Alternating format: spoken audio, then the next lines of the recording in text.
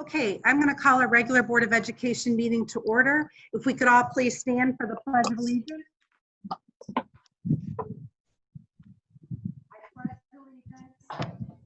Flag of the United States of America and to the republic for which it stands, one nation, nation, under God, indivisible, with with liberty and justice for all.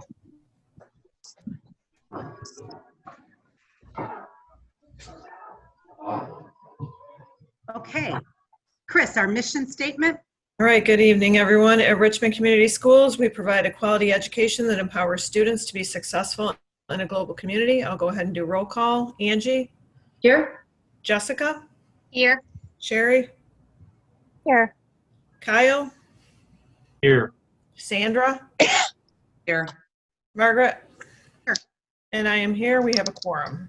Thank you. Next, we're moving on to the approval of our agenda.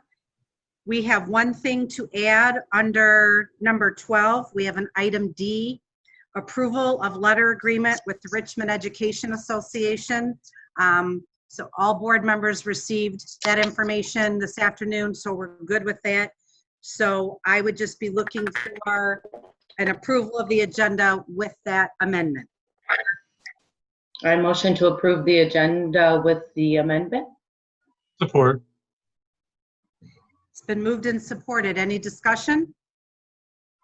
Hearing none, all those in favor, aye. Aye. Aye. Opposed? Motion carries. Next, approval of consent agenda items. Looking for a motion? So moved. Support. Been moved and supported. Any discussion? Mr. Walmsley? Yes, we have a couple personnel individuals. Jamie Miller, a bus driver, has resigned due to a personal commitment that he's heading towards. Jennifer Dixon, middle school cook, has also resigned, and we will be filling that position very soon. Amanda Martin, English teacher at the high school, has resigned for personal reasons. And Jamie Field, my administrative assistant, has resigned. He's taken the, he is now the HR director in Madison Public Schools. So congratulations to him and the others that have resigned. We wish them well. We currently have a Haley Reed, a cook at the high school, who is one of our new hires. And we currently have two positions that we have not yet filled. Jamie's in the middle school secretary, as we are finalizing those interviews.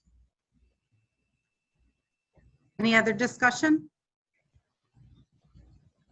Hearing none, all those in favor, aye. Aye. Opposed? Motion carries. Next, moving on, Mr. Walmsley, our bond update. Pull up the screen here and share.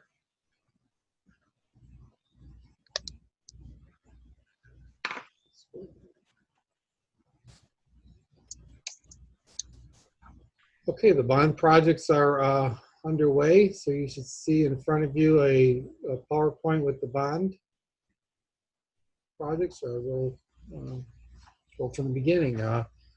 Over the summer, we've got quite a few of the projects done and started. I'll start with the first major project that was initiated by the board back in, it was February, the athletic complex field. There's a drawing of what the board approved. In late June, we did a groundbreaking ceremony. It went underway. We have been very lucky this summer with the weather, and the project is actually on schedule to be completed sooner than what we anticipated. You can see the dirt that we used from the field. We relocated behind the high school to level that playing field or that practice field off, as well as seeding it. And actually, they were rolling the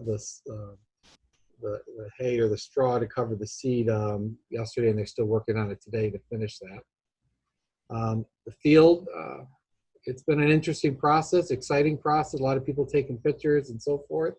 The turf began laying a few weeks ago.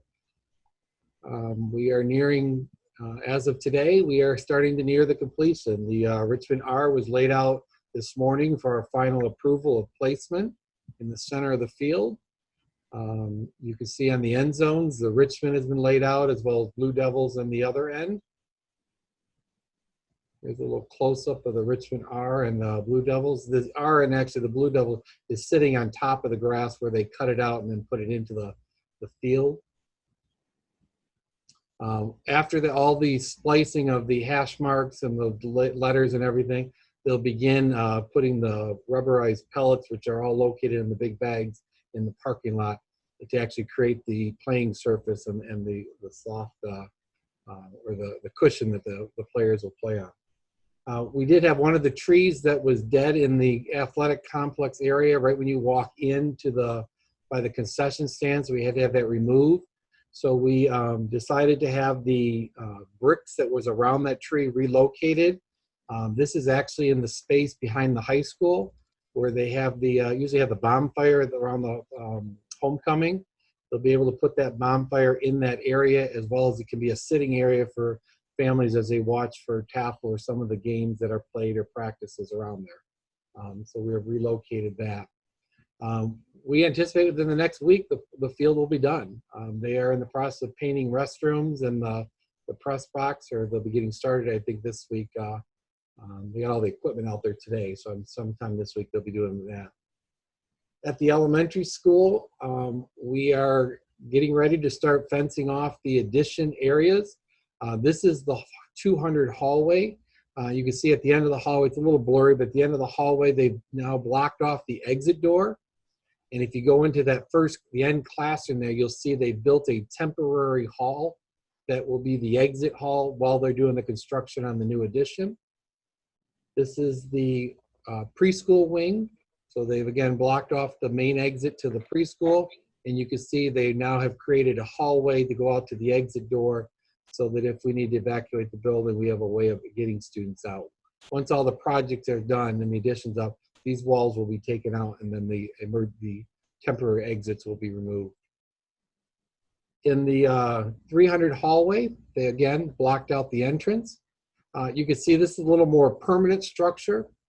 The door that they created for the emergency exit will actually be the door that goes into the custodial closet when the addition is done.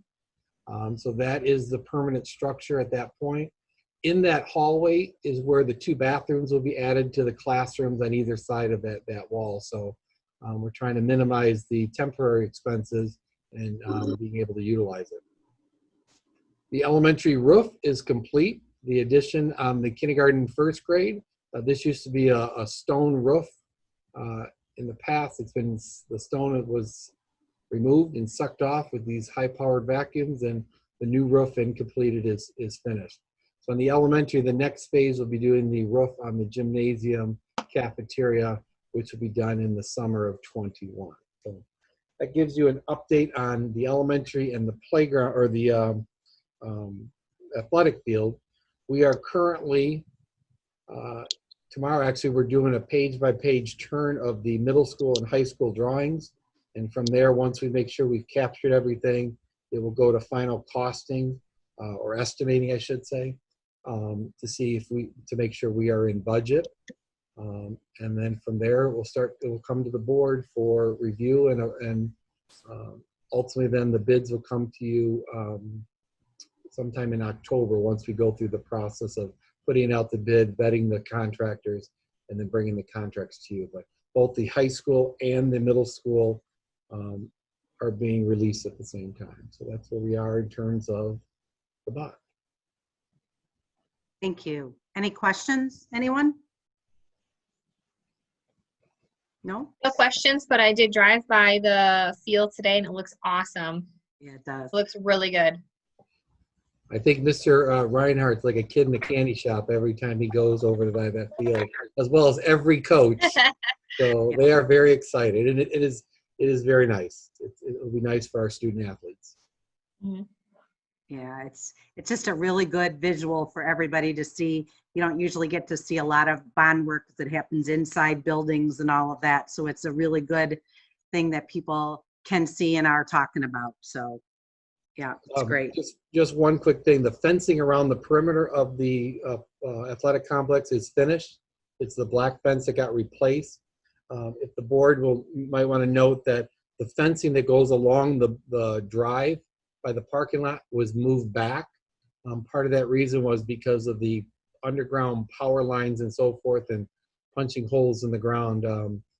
There was a risk of damaging the electrical lines and that, so we moved the fence back a little. Actually, I think it's nicer for people who are parked along that side to be able to get out and have some room rather than just being right up against the fence line. So.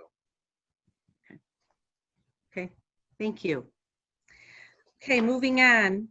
Our next item is our 2020-21 Return to Learning Plan that we are going to lay out tonight and the board is going to approve later in the meeting. We'll start, the first is our virtual classroom camera technology information on that, Mr. Walmsley. When we started the Return to Learning Plan, we began having a conversation with several people in the organization, ultimately with the classroom teachers and some demonstrations, union leadership, administration, et cetera, about an option of how we could provide a virtual option for families who chose not to return to in-person learning for a variety of reasons. We knew we had to improve what we did in the previous shutdown.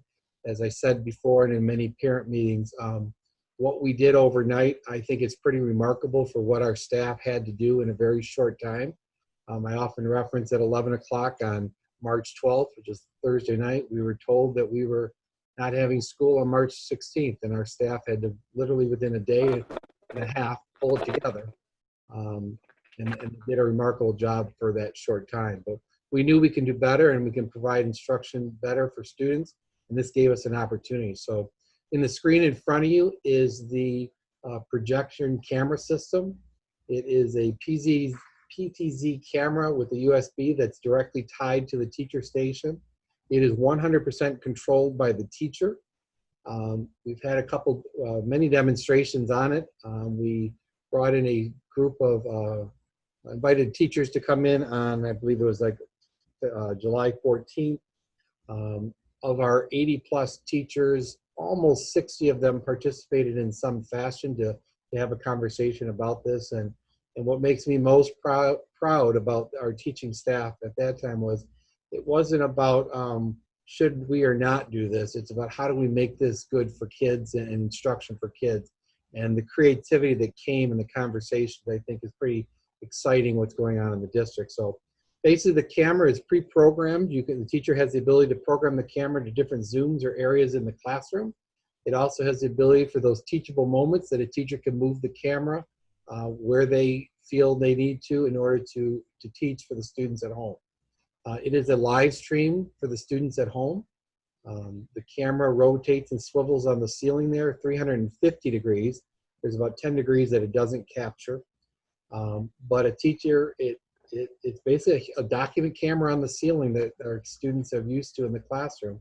And it allows the students at home in a virtual setting to actually see the teacher and what's going on in the classroom. There's the ability of putting on the smartboard, and this is actually an elementary classroom, you could actually put on the smartboard the students at home through Microsoft Teams. So the students in the classroom can see the students at home. The voice of the students at home comes over the sound system in the classroom. The teacher voice is captured by the microphone that's worn by the teacher around their neck, as well as if students are in close proximity to the teacher, anywhere from 6 to 8 feet. I think I was about 10 feet when I was in the demo classroom.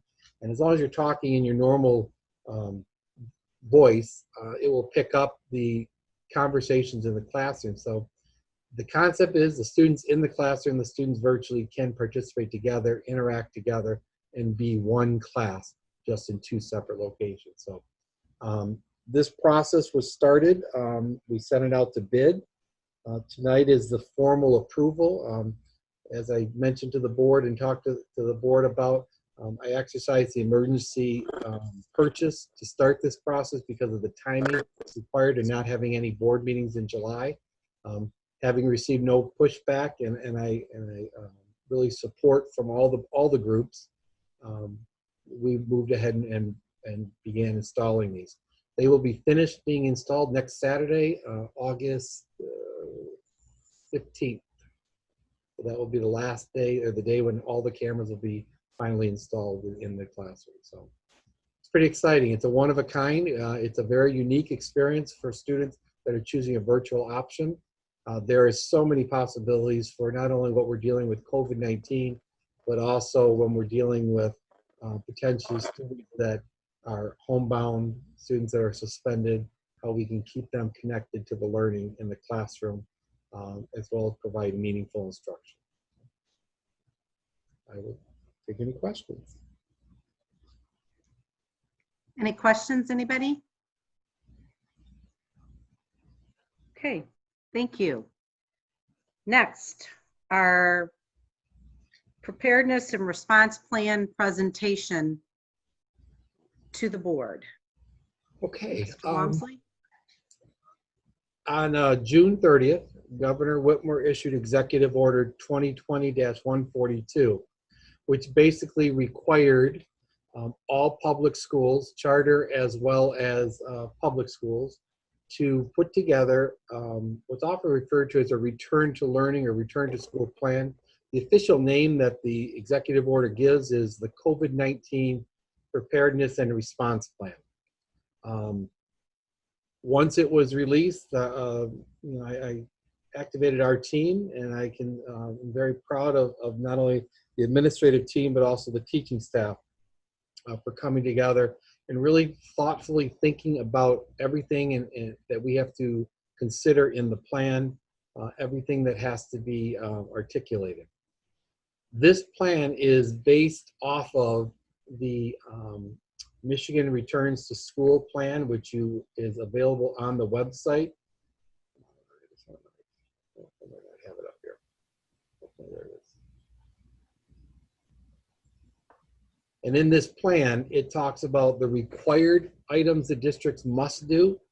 It talks about strongly recommended, and it talks about recommended items. And in our overall plan, whatever we adopt that is not strongly recommended or recommended, we have to identify in our plan that we did not adopt it. I am excited to announce that pretty much the entire thing that we have identified a way how we're going to implement the strongly recommended and recommended protocol. There are a few that you'll see in the plan that we are not identifying or not able to do. Some of that is we don't have the program, so it doesn't apply to us, or logistically it is not possible to do that in the physical makeup of our district. So I do want to start, before I turn it over to the administrative team and myself to present this, I do want to give kudos. I'll start with my administrative team. They typically don't come back to mid-August. When this was launched by the governor, I asked them to come back beginning July 20th, and they did. And they have been working daily ever since on this. They have been running small groups of staff in their buildings or collectively as K-12 in various aspects of the plan, as you're going to see tonight. So I appreciate their leadership in stepping up to get the plan that we have before you tonight. As you're going to see in the plan, there is a lot of teacher input. We sought out as much input as possible from teachers, even if they could just contribute one day. We had teachers inputting and contributing to the plan, their ideas, their suggestions as we began finalizing the plan. The overall plan that's before you is based on the data that we received from the parent survey. We looked at what were individuals' comfort level coming back to school at certain points in time. We looked at starting school early, all the data, which all of those surveys are on the website for anybody to see the results. There was also a survey done of staff to see what their comfort level was and what they felt they needed to make sure that they were protected and so forth. So we took that into consideration as we developed this plan and all the requirements of this plan. So I'm going to begin by starting off in the overview of the plan and going through up until we get to the safety protocols. and then I will be turning it over to various administrators. The beginning part of the plan, again, all of this is located on the website, is an introduction of basically what I explained, the executive order and the various documents. You can see on page 4, anybody who had a piece, a conversation, participated in the meetings with administrators, you know, from food service to custodial to teachers, obviously administrators. There's a large chunk of people who provided input. I believe there's about 70 individuals. And when you think about that, when you count coaches, foods, lunch aides, and so forth, we have a little over 200 employees in the organization, and 70 of them, a third of them, had some point or some voice in the process. The governor's orders require that when the boards approve the plan, that they are making sure that they are following and assuring that they are going to operate within the guidelines of these plans. So these are the non-negotiables, if you will, for the district. How we're going to operate in phase 1, 2, and 3, phase 4. The plan is designed at the top, so you can see phases 1 through 6 at the top. Phase 1 through 3 is designed for in-person, or excuse me, all virtual, no in-person instruction. Phase 4 allows for in-person instruction, but you can use virtual. Phase 5 is pretty much in-person, and phase 6 is as we have known it in the past. And if you kind of think of it as a continuum of stoplight from stopping school to ultimately going. As you go through the plan, you're going to see different columns under each one of these headings. Whatever is written under this column is referred to up in the header above, so to keep you organized. You see the plan is pretty extensive. It's about 117 pages. We included appendixes, which we're going to talk about, which go over what we do and how we respond to cases in the district. So the beginning part of the plan talks about the virus and what is concerned in how the state health department characterizes the virus in each of the different phases. Ultimately, phase 5 is where we're all trying to get to, which is the normalcy that we know and love from the past, and we will get there eventually. When you look at the second part, it talks about how to keep the school community safe, having a prepared response plan. I think this is extremely comprehensive from the perspective of we know how we're going to respond based on the data today. With that said, in the resolution that's there tonight, this plan also has to be fluid. As new information is provided by the health department and state, we're going to have to be able to adjust this and be able to make changes as need be for the organization and what we're currently allowed to follow. So I will be keeping the board updated if there are any changes to the plan from that angle. Operating status is pretty much the same as in the colors up there, whether if we're phase 1, 2, or 3, there is no in-person instruction, it is remote only. Currently, as of today, we are in phase 4. So we are providing in-person instruction is permitted as long as we follow the safety protocols, which are going to be going over. And then essential actions and safety protocols, just give you the big picture. As we move through the plan, many of the required items become strongly recommended, or many of the strongly recommended become recommended. It begins gradually lessens the requirements that we are obligated to follow. So at this point, I am going to turn it over to, I believe, Mr. Reinhardt, who's going to begin talking about protective equipment, PPE. And I think, Mr. Reinhardt, you have the ability to unmute yourself, or? Nope. All right, I will do that. Thank you. There you go. Good evening. So I'm going to start with the personal protective equipment piece of the safety protocols. I'm going to do a quick Cliff Note version because some of this it's going to be quite extensive. Staff, students, and bus drivers will be required to wear facial coverings, which include face masks, disposable or reusable, or a face shield each day. The district can provide these facial coverings for students and staff.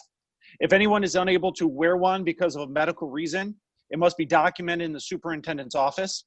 A health plan will be required for students that provide medical documentation. Students in grades 6 through 12 will be required to wear a facial covering throughout the day, while students in pre-K through 5 will only be required to wear the covering in the hallways and in common areas. Pre-K through 5 students will not be required to wear the facial covering if they remain within their class in their classroom. Within daily announcements, students and staff will be asked to wash reusable masks and dispose of the non-reusable masks at home each day. That's a brief synopsis of the section. Do you have any questions about personal protective equipment? No questions, Mr. Reinhardt, but we are providing the face masks for students and staff, but if students want their own face mask, they are able to use their own, correct? Yes, ma'am. I had a quick question. Do they have the option of the face shield or the face mask, or do they have to wear both? They have an option of either or. Mr. Walmsley, you can chime in if you would like to, but the clear, I think the clear face shields are going to be used for certain, if a student can't wear a mask or in those types of scenarios. Okay. A lot of the PPE that Mr. Reinhardt mentioned, we partnered with the Macomb Intermediate School District through the County Executive Office, purchased a lot of it on the 21 school districts' behalf. As a district, we also purchased some because when this came out, we knew every school in the United States was going to be ordering PPE equipment. So we wanted to make sure we have enough. So we have a little over 70,000 disposable face masks for older kids and adults. Tomorrow, Mr. Reinhardt's coordinating picking up almost 60, I think 66,000 lower elementary school disposable masks. We have probably 3,000 to 4,000 face shields that we could provide students with them if we need face shields, as well as staff, hand sanitizers, all the stuff which we're going to go into. But we are ready to go for the first day of school. All right, let me scoot down to the next part.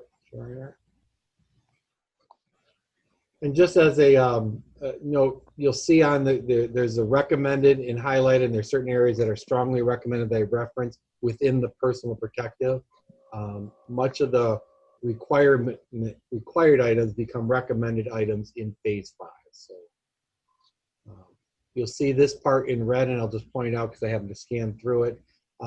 Anything in red is something the district is not doing. In this particular case, we do not provide childcare services for children under the age of 2, so it doesn't apply to us, so that's why we're not doing that. Okay, Mr. Reinhardt. All right, the next piece of our safety protocol is hygiene. Again, I'm going to do a brief synopsis. The district is working with the ISD, receiving local donations and using district funds to make sure that we're prepared and have enough sanitizer, paper towel, tissues, etc., to ensure the proper hygiene of staff and students at school. District signage has been created for each bathroom to show proper hand washing techniques, and you'll see those in just a bit. Classroom teachers will be responsible for the teaching of proper hand washing techniques. I'll be creating an announcement script for each building that will include an announcement to remind students and staff to wash their hands and wash them properly, among other items. Building administrators will educate staff on how to properly sneeze into their elbows, how to cover with the tissue, and dispose of the tissue afterward. Classroom teachers will do the same with students. A custodial checklist has been created, which you'll hear throughout each different piece that I'm speaking about, to make sure each part of the plan is completed each day. On the checklist, it includes the refilling of soaps and hand sanitizers throughout the day. Students and teachers have scheduled hand washing times. In grades pre-K through 5, hand washing time will be determined by the classroom teacher. In grades 6 through 8, there'll be a built-in hand washing break during 3rd hour and right before lunch. Students in grades 9 through 12 will have breaks during 2nd and 5th hour for hand washing. Students will be strongly encouraged to use their own belongings, such as paper and pencils, while at school. A reminder will also be done in the daily announcements. Lockers will not be utilized each hour of the day. Students with odd number lockers will visit their locker after odd number hours, and even numbered lockers will visit their lockers after even hours. Teachers, with the help of students, will ensure sanitization of supplies used within their classrooms, the sanitizer stations outside of each classroom door throughout the district, and in the offices will be used as another tool of the proper cleansing of hands. That's the hygiene piece. Do you have any questions about hygiene within the plan? I had a quick question about how all those students are going to be in restrooms at the same time. Like, are you going to stagger them throughout that hour? A schedule is going to be created, I believe. So the schedule is created so that we can maximize the common area restrooms and spread them out. Like in the high school, we've got down by the auditorium, you got the four corners, you got the bathrooms up by the office, you've got the restrooms by the cafeteria. So we're trying to spread them out. And it may be, again, those are all the details. That's our next step, is to finalize as a team, but it could be these classes go at the beginning of the hour, these classes go at the end of the hour, so we have less students in the hallway as possible. But we're scheduling obviously the hand sanitizing break. I wanted to say thank you for having the ABM supervisor be part of the plan for the hygiene and the cleaning of the facility, because that's super important that they're involved in that. They know which chemicals work the best and how to use those safely. So, I did notice that as well. So I wanted to thank you for that. A little later, I'm going to show you the website and the documents, that the chemicals that are used. We'll be uploading those chemical sheets for parents to see what specific chemicals we are using. Very nice. Thanks. That was going to be one of my questions. Mr. Reinhardt, when I sat in on a middle school meeting, there was that question about sinks. I can't remember, in the classroom, in the hallway, something there were teachers had concern. Did we get those taken care of? Yes. Okay. Yep. The middle school sinks have been turned on. And I can't remember the number of the wing, but Yeah. the middle school sinks have been turned on, and throughout the Okay. district, we've actually had all of the drinking fountains turned off so that students aren't using those throughout the day. Okay. All right. Thank you. Anybody else?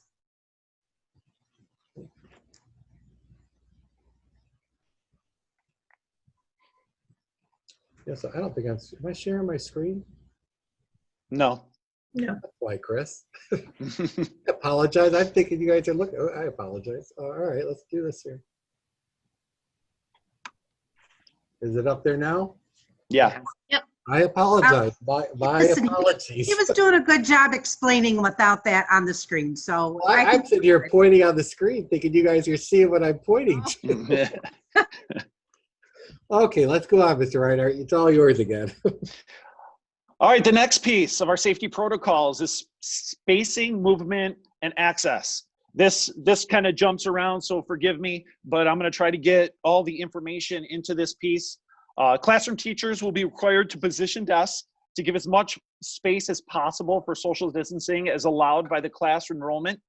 If teachers are utilizing a large table, they must distance themselves as much as possible. If student desk count allows, desks will be utilized in place of large tables. Teachers must arrange student desks so that they are all facing in one direction while utilizing social distancing to the best of their ability.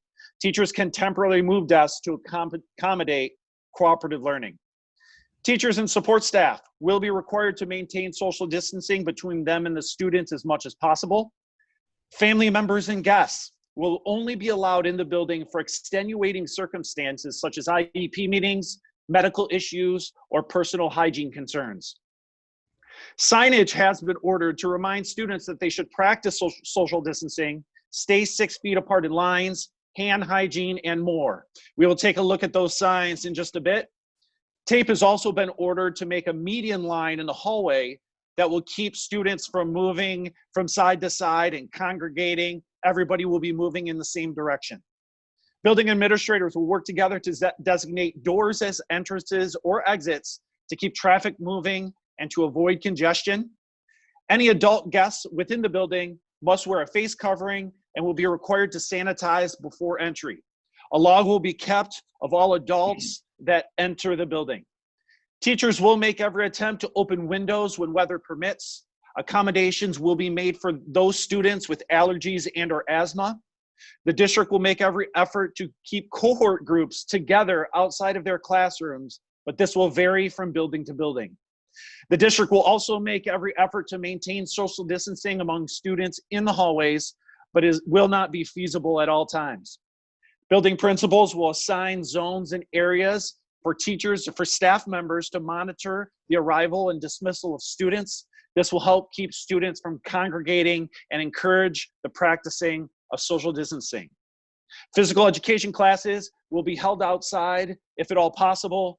This will be used to practice more social distancing only if the weather permits. That is the majority of the spacing, movement, and access portion of our safety protocols. Do you have any questions about this section? The only thing I'd like to point out to the board and the listening audience is several times Mr. Reinhardt says we're going to attempt to maximize the spacing. The physical layout of classrooms. Even if I had, as an organization, we could hire as many teachers as we wanted. We do not have enough physical classrooms to put students 6 feet apart.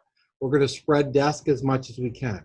When students are moving in the hallway, we're going to try keeping them in, the right side of the hallway to keep the progress moving. Reminding them they'll have to wear masks, but have the distance between them. Same thing with staff. We are a people organization. We're here to help people. And this goes against every grain of our body is to not be able to help someone and pat them on the back and give them a good job and so forth. But we're going to try to maintain that social distancing for everybody's sake. This whole plan is built on both staff, administration, students, as well as parents are all working together for the safety of ultimately our students.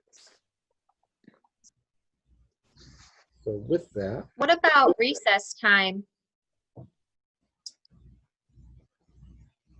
Recess time is done by cohort groups. We're trying to keep students together as a cohort. So for instance, and again, I'm just giving a hypothetical because the final schedule has not been developed. If I'm a third grade teacher, I may be out on the recess with Mrs.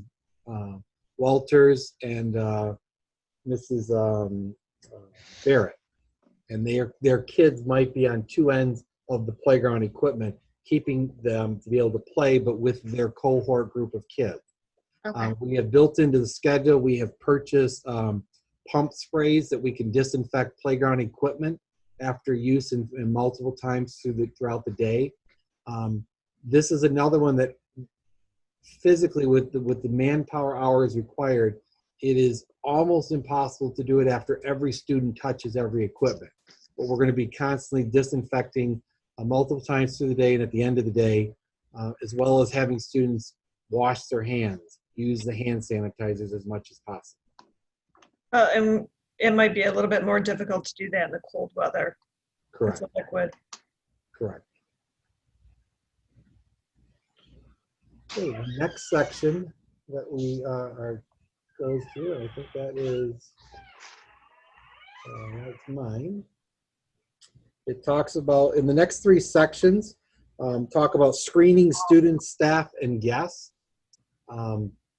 It talks about testing protocols if we have a positive case and how we respond if we have a positive case. And in the appendix of the document are the actual health care or health department guidelines that they have sent to every district in Macomb County, and that these are the ones that all schools will follow. But when we look at screening students and staff, we are screening students to the best of our ability on symptoms. As Mr. Reinhardt said, there's a lot of signage that's coming out to remind people and check about various symptoms such as headache, a cough, and so forth. That might be new symptoms, not necessarily symptoms maybe dealing with allergies and so forth. Temperature checks. We are installing a forehead and or a wrist reader temperature check in the entrances to building, as well as on tripods. Students will be screened from the time they start the day to the time they end actually walk into our building, whether it's starting the day on the bus or walking into the building, as well as staff. We want to make sure nobody has a fever, nobody's showing symptom or sign. And so as you go through this, we identify if we have a student that has been in a quarantine, and each building will have a designated quarantine room.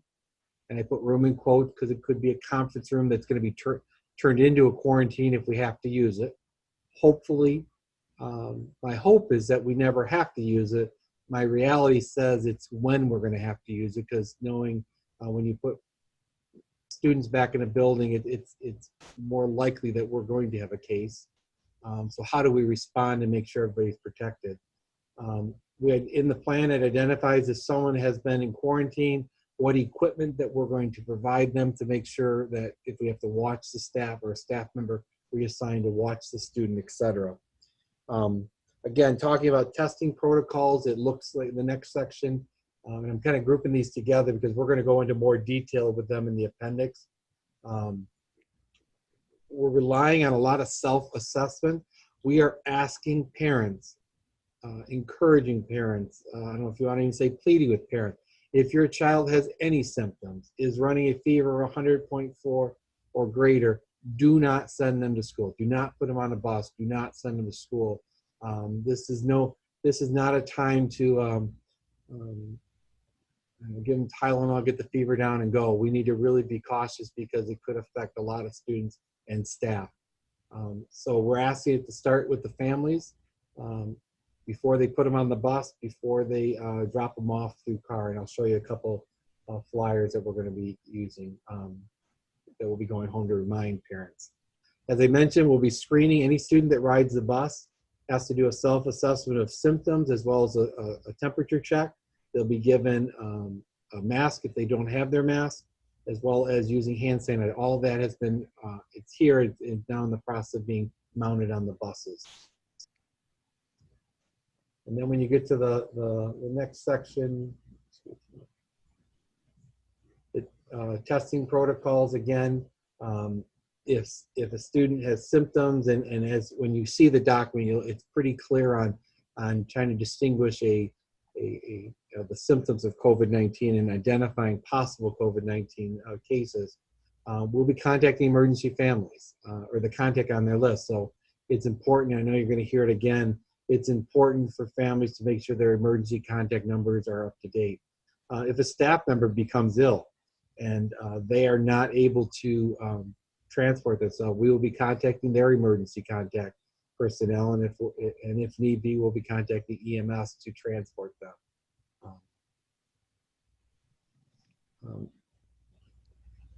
It talks about on this particular page, one of the things I wanted to point out on this one, I'm doing a little different than the way we're doing the administrators, is, when we look at contact, and that's going to be one thing I think Mrs. Lashbrook talks about, that contact tracing of just because someone was in a room with someone who was possibly COVID or tested positive, we have to look, were they in close contact with that person for 15 minutes or less within a 6 feet of a distance. And so we'll be assigning seats in classrooms and doing a more structured assignment in the lunchroom so we know where kids are sitting. So if there is a positive test, we know exactly what kids were around that student and begin doing the contact tracing. So it's pretty detailed and thorough. As far as testing protocols recommended, there is not anything in the recommended or strongly recommended that we are not doing. And when we talk about positive, responding to a staff or student that is positive, we are working directly with the Macomb County Health Department. The communication would become between Mr. Reinhardt and myself in terms of the notification. If there is any positive case, the community and staff will be notified as part of our protocols. It is not a notification that we give for every student who's possible or we think, but if there's a positive case, we will notify, and that's when we begin doing that contact tracing. Who was in contact with that student? How close were they in a classroom, etc. I think that's the big picture of the broad part. So are there any questions on that? Because we are going to go in further detail at the end of the document when we look at the actual protocols of how we respond from the health department. Okay, the next section is food service gathering extracurricular. I'm going to start it and then I'm going to turn it over to Kathy Guinea, our food service director. We are not doing assemblies. Anywhere there's one class is pretty much it, maybe two on the playground connected, but we are not doing group assemblies and gathering of students from an extracurricular. As you know, there's limited on what sports can do, what they can and can't do as far as coming into the building, etc. However, the food service is a little different. We are going to try to run food service as close to a normal food service as possible. So at this time, I'll turn it over to Mrs. Guinea, who can speak to that. And let me make sure. Where is she at? Let me unmute you a minute, Kathy. There you go. You should be here. We should hear you now. Okay, can you hear me okay? Yes. Yep. All right. So for our kitchens, we are fully equipped. We've got the gloves, we've got the face masks, we've got the face shields, and we've got the proper sanitation equipment needed to keep things clean. The elementary school, the grades are going to be spaced 35 minutes apart, giving them time to go through the line and eat their meal before the next line comes in. At the middle school and high school, they are spaced 30 minutes apart. All the schools will be utilizing the to-go cartons that you would find at a restaurant, styrofoam, they close. So all the kids will receive their meals in those, and they will have a choice of a hot meal or a cold meal. What else is there? The virtual learning. We are setting up a pickup location at the high school for families that want to pick up meals for their online students. We are also setting up a pre-ordering system so they can call and place their orders so we can better be prepared for them. Kathy, I'll add just a couple things that when Kathy mentioned about the lunchroom, if you notice on the schedule in front of the middle school, we are adding a lunch period. And at the high school, we're adding a third lunch period to space out and limit the number of students in a lunch program. Both Mr. Bartels and Mr. Castle, as well as Mr. Berkmeyer and Mrs. Borwick, have spaced out lunch tables. We are using every possible inch of the cafeteria. We'll be limiting how many sit on a bench, etc. Students, we won't be filling the lunch tables to their full capacity. In the high school, they're actually going to be utilizing the mini gym for lunch B, so that when students get it, they go right into the mini gym rather than in the cafeteria. So it gives us time to clean the cafeteria part before the C lunch comes in. So again, tables will be spaced out. I think there's roughly 2 to 3 students a bench, where normally we fit 4 to 5 students a bench. Mr. Reinhardt talked about signage. There will be signs designated on the tables, do not sit here. So it's basically every other seat. So we're trying to visually create those cues for students to remember where to sit in the classroom. So we're pretty confident that we can provide an environment that's pretty close to normal and try to create the social distancing and space for students to have enough time to eat and yet still be kids and be as much as we can. They will not be required to wear their masks while they eat, obviously, because we want them to eat. But getting to and from the lunchroom, they would be required to wear their masks. I think that hits everything. So Kathy, what you're saying, our virtual, parents who choose the virtual, we still will provide food for them if they so choose, and they'll be able to pick it up. And you said order like a week at a time. Is that what you're looking at, like a pre-order thing? So they Yes. aren't, okay. Yeah, we would be dispersing on a Tuesday. Okay. And the meal bags will contain 5 breakfast and 5 lunch which would be from Wednesday to Tuesday. So kind of what we've already been doing through when we did it in the spring and the summer, the same idea would continue. Yes. Okay. Yes, it is exactly what we're doing. We've got a waiver to continue serving the meal patterns that we have been. Okay. All right. Thank you. You're welcome. The next section is athletics. And so I'll turn it back to Mr. Reinhardt.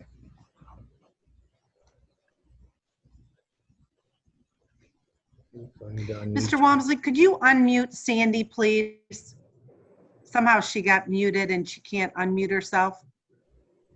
There we go. I don't know if she had a question, maybe. Thank you. I do. I have Okay. a question about the lunch. So in between the lunch sections, is there like a sanitation thing that's happening, cleaning that's happening at the tables and things like that? I don't think that we said anything about that. Yeah, between the lunches, as one group leaves, there will be time to wipe down and sanitize the tables, as well as any of the areas that are common touches. So, for instance, I would envision the lunch line as the kids are getting their lunch, especially in the lower maybe in the high school, they sometimes run their fingers along the walls and so forth. So that would give us time to just do a wipe down. What we are doing is moving some of our evening custodians to during the day to help with that, as well as some additional staffing, lunch 8 hours, as well as we're going to be bringing in substitute teachers to address for absences that occur. And if those aren't being utilized for absences, then we'll be utilizing to help with the sanitation of the building throughout the day. But yes, they will be wiped down with the disinfectant. Thank you. Thank you, Kathy. You are welcome. And now the athletics piece of our safety protocol. The district intends on following all guidance that is provided by the MHSAA and the NFHS, which is the National Federation. Before practice and contest, student athletes will complete a health screener that will include their temperature. These screens will be documented by coaches and will be turned in. Student athletes and coaches will be required to sanitize before and after practice. That includes their hands and their equipment. Facial coverings will be mandatory for student athletes and coaches when traveling on a bus. Bus drivers will be responsible for the sanitization of the bus before and after their transport. If and when spectators are able to attend an event, facial coverings must be worn and social distancing must be practiced by spectators. Public announcements will be made as a reminder. Student athletes are responsible for bringing their own water to practice and contests. Water bottles will be provided if a student athlete does not bring their own. Common water sources will be prohibited at this time. Student athletes and coaches will use alternate forms of celebration to minimize close contact. Indoor weight rooms are suspended at this time. Outdoor physical conditioning activities are allowed. Large-scale spectator events are suspended as well, with a limit of 100 people. We're waiting on a clear definition of what this regulation will look like from the MHSAA, because we need a definition of what 100 people is, because we're not sure if that's 100 spectators or if that's 100 people at the event. That would include the teams and any student athletes that are participating, like cheer and band. That is about it for the athletics piece. Any questions about athletics within the plan? Mr. Reinhardt, other than really what you're saying there, you're guided by what MHSAA is telling you can happen with respect to athletics, correct? Yes, we are. It's not necessarily what we think to do, it's what we're being guided by them. Yes, yep. As soon as they get information from the governor, they usually come out with more information to athletic directors and coaches the following day. Okay. I have a question. Are we considering maybe doing any live streaming if we can't have many people to spectate the sports in any way? Great question. The National Federation is offering 2 Pixelot cameras to every school. Pixelot cameras are cameras that face in both directions, and they follow the ball or any movement that is going within the gym and the athletic field. So those cameras will allow me to live stream those events. The National Federation has a small fee, but it allows you to watch any events for the entire month for $10.99, I believe. I'm not sure if it has changed or not since I looked, but $10.99 for the month, and you're allowed to watch as many athletic events as you would like. So that is a possibility. We're still finalizing that project, but that's what we have coming soon, hopefully. Thank you. There was a question regarding those cameras. Can they be turned off or on? We can structure so they can be turned off from our network system so that they don't have access to it. So they can't just be manually turned on by an outside group. And when we schedule the event, then the camera would be on. The cameras will only turn on for the scheduled events that either the National Federation, which it would be games only, or practices that we schedule. They won't come on their own. Would our broadcast students be able to run those cameras, or are they stationed in? Absolutely. Oh, Absolutely. I'm great. still working on it. There is an ability for Mr. Robbins and his broadcasting students to broadcast every one of the games. The games actually it even has a ticker at the bottom, shows you the score and the time, and they would be able to announce it in the background on all of those games. And I believe that even their announcing skills would be broadcasted on the National Federation website.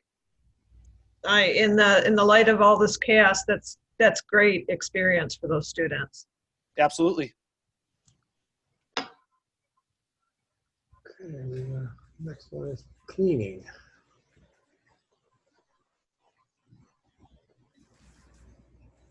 Alrighty, now on to the cleaning portion of our safety protocol.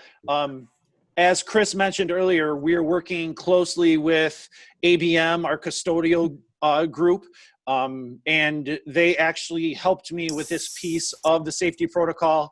A document that I worked with ABM on has been created for ABM in regards to the completion of sanitizing and cleaning all of the buildings.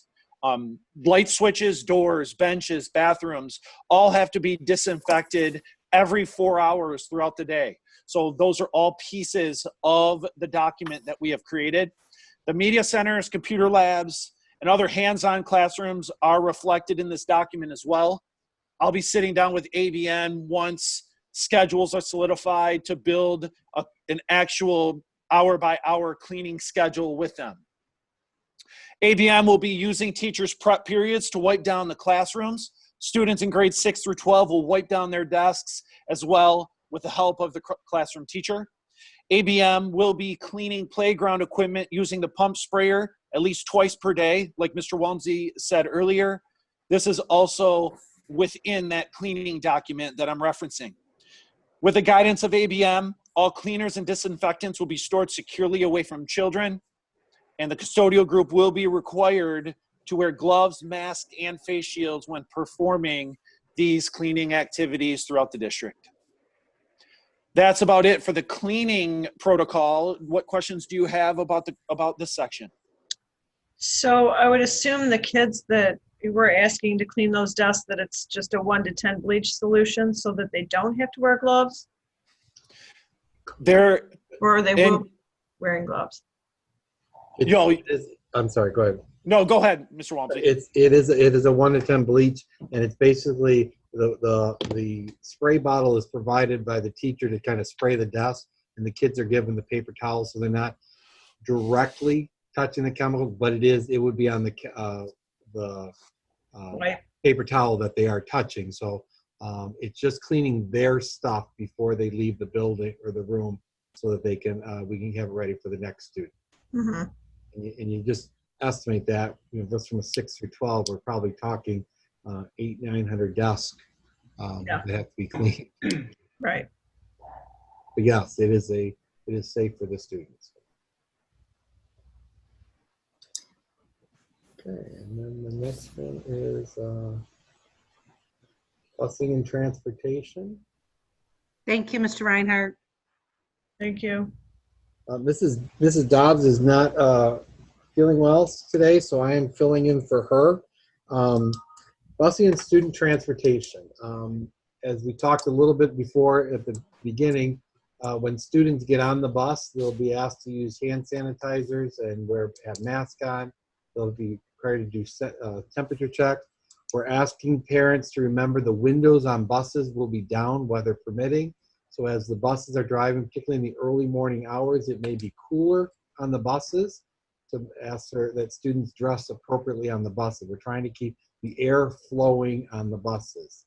The bus drivers are responsible for cleaning down their area as well as buses before and after each route. So at the beginning of the day, we will be adding time to bus drivers that they can wipe down seats that students will be at. So when they start their run, after they do the last load, they'll wipe down the seats again and clean them with spray bottles. One of the things that I'm just gonna, I will discuss is we had looked into, we transport about 800 students a day, about 700 students a day, a little over half of our total population. We want to make sure that kids are safe. So we looked and explored the idea of could we do a two-tiered bus system. So basically what a two-tiered system is, we would take half of our students, primarily middle school and high school, and bring them in the first run. So their day might start at 7:30. And then after the buses are dropped, drop those students off, we clean the buses, and then send them out to pick up the elementary students who might start at a later time. I cannot say that doing a two-tiered system will allow us to space students out one student a seat. A two-tiered system would allow us on average, and we're talking averages, so there's some that are going to be above and some that are going to be below, to have 2/3 the capacity of the bus. So if a normal bus is about 72, 77 passenger, we're still talking about 50 kids on a bus. 50 kids on a bus still puts 2 students roughly to a seat. A two-tiered system will reduce the number of seats that sometimes we have 3 students in because of the capacity of the bus. To do a two-tiered system, it's an expense because you're doubling the payroll, you're doubling the amount of gas, in essence doubling the payroll, you're doubling the amount of gas, you're also doubling the maintenance on a bus. We're going to have to do more oil changes on the bus, the tires are going to have to be replaced more often and so forth. And so a two-tiered system is estimated to cost about $85,000 to the district if we want to do a two-tiered system. Again, I cannot say that a two-tiered system would allow us to put 1 student in a seat. So there's no direct spacing benefit on a two-tier because they're still going to, you could put 1 person by the window and you could put 1 person by the edge of the seat, but they're still close. I'm actually concerned, to be honest with you, the fact that we don't normally only have 2 students per seat. There's not much room on those buses to fit more than 2 students per seat. The buses, backpacks and instruments and what else, you know? the buses are the capacity on the bus is what they're designed for. So there are some that are 77, which would allow for 3 students on a seat. So some seats are made a little bigger for 3 students, you're saying? No, I'm not saying they're all standardized seat in the bus, but the capacity of the way the bus was built is typically a 77 passenger bus, which means that we could put 77 students on the bus. And When do we actually get the numbers of how many students will choose busing? Because it's just my assumption that some parents are going to choose not to bus their kids in this season. And so when do we actually get those numbers in? One of the things that we talked or thought or propose, the idea is having parents in, when the welcome backpack goes out, that they actually request bus transportation. Typically what we do is we take the parents that are in the system already, we roll them over, and we know based on how far they are from the school, whether they qualify for bus sitting, and we build a route on them. And then within the first couple of weeks, as the bus arrives at a route or a house, and there's no students there, we begin dropping routes, and so the bus times adjust to accommodate less stops, etc. So it's usually like I'm going to estimate about a 2-week process as we finalize that. Because you are correct that there are some parents who typically, especially at the beginning of the year, may ride their bus or drive their student, and then over time they may have them ride or they partner. But in this situation that we're dealing with, we may have more families opting to drive their student rather than put their student on the bus.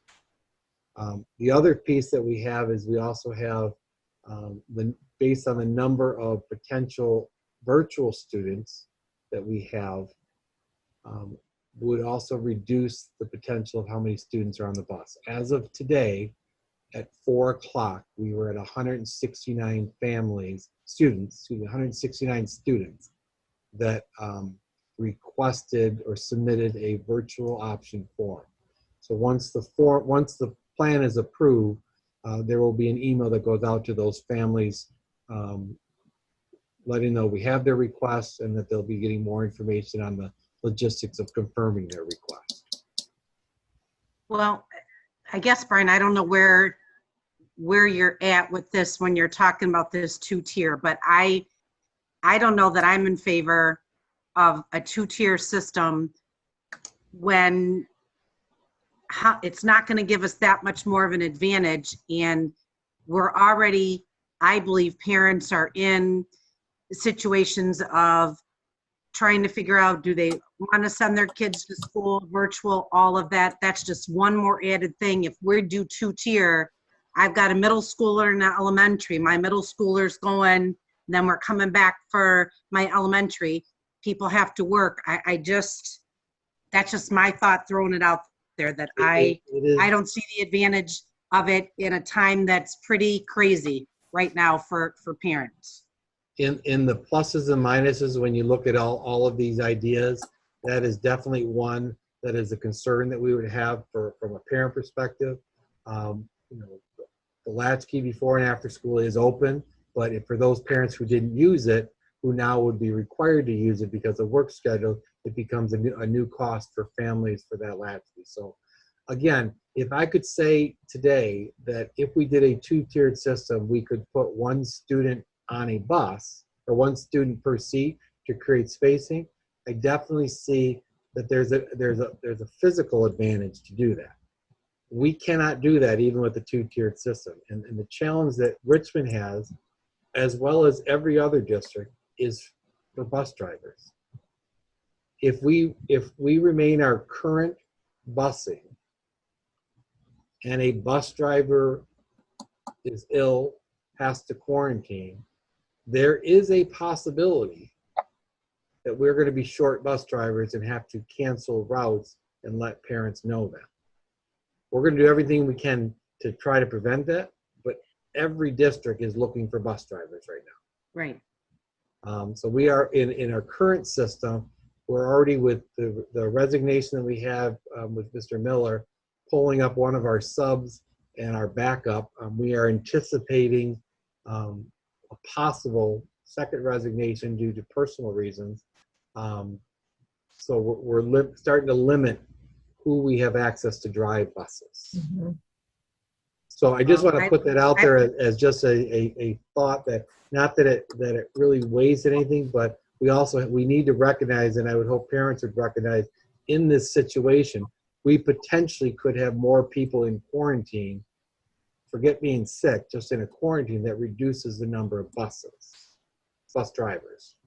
Correct. See, for me, that just makes it even more reason why make it any different than what it is. I don't know what anyone else thinks, but I just... Yeah, I'm not interested in the 2-tier either. Yeah, I just don't think... Under ideal circumstances, maybe if we could address this at a time we weren't facing something like this. but just to make more space on the buses, or maybe an option. But right now, with limited resources and where we are, of course, I agree that now is not the time to look into a two-tier program. Okay. I did think have the I'm sorry. registering for your seat on the bus is something that the district should look at, so that they can plan well for, the use of the buses. I don't think I think that's a very good idea. Yeah, I think they do that every year already. Well, they roll over people. That's what he was talking about before. Right. Oh, right. Some people just automatically get re-put in. Yeah, just from the geographical area they live in, they automatically qualify for transportation. But Right. automatically qualified, as you guys know, does not mean they're going to utilize transportation. So, the one thing I will say on the transportation, and we talked about it in the scanning or the screening part, students 12 and under, we are expecting a parent, adult, a responsible adult, someone there with the student, because if a student is screened and has a temperature or doesn't pass the protocol, we cannot allow them on a bus. And so students 12 and under, we're expecting that adult to be able to take them home and either contact their physician or do what's necessary to get them better, if you will. 12 and under, if they do not pass the screening and are not allowed on the bus drivers will be calling before they start. The bus driver will call the emergency contact we have listed for that student to let them know, hey, student so-and-so was not on the bus. They were sent home. I think it's age 11 is the age of that they can stay by themselves. So we chose by our child care rules 12 and under as 12 and over as our cut point. But that's gonna be the importance of families screening their child in the morning, taking the temperature, etc. And again, we're not going to do it the one and done. If the temperature reading comes back or someone, we'll do it again. We can do it on a forehead. We can do it on a wrist, because there in any technology there is an error rate. And so we want to at least, again, this isn't the end all and be all, but it is just a screening device.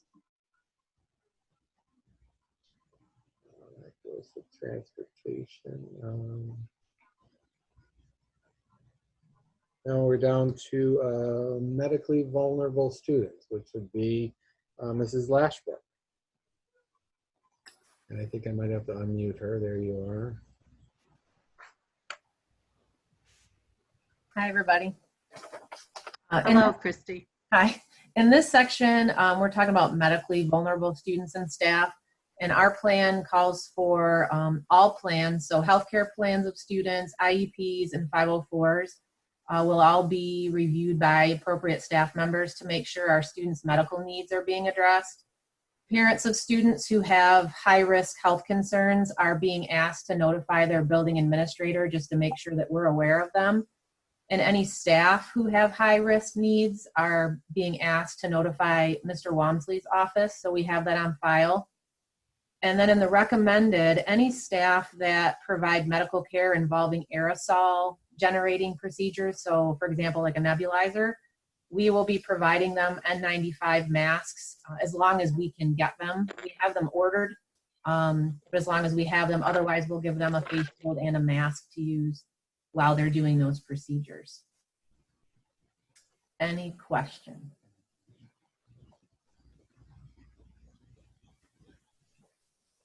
Again, the key here on this one, as Mrs. Lashbrook said, is parents contacting the building if there's some high risk that we may not know about, so that we can be prepared for those students. Okay, Mrs. Borwick. Oh, I'm sorry, I have to unmute you. Where are you at, Mrs. Borwick?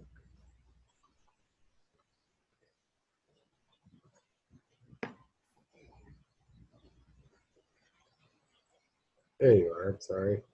Waiting very patiently. Sorry. Unmute.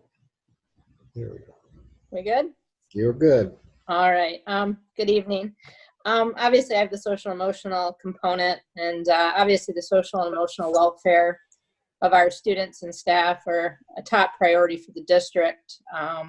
The administrative team met, obviously, to look at the needs of both staff and students to return to school safely. Ms. Lashbrook then and myself, along with the 3 social workers, met to discuss this in more detail. Whether the student picks virtual or in person, we want to make sure that we're meeting the needs, obviously, within this component.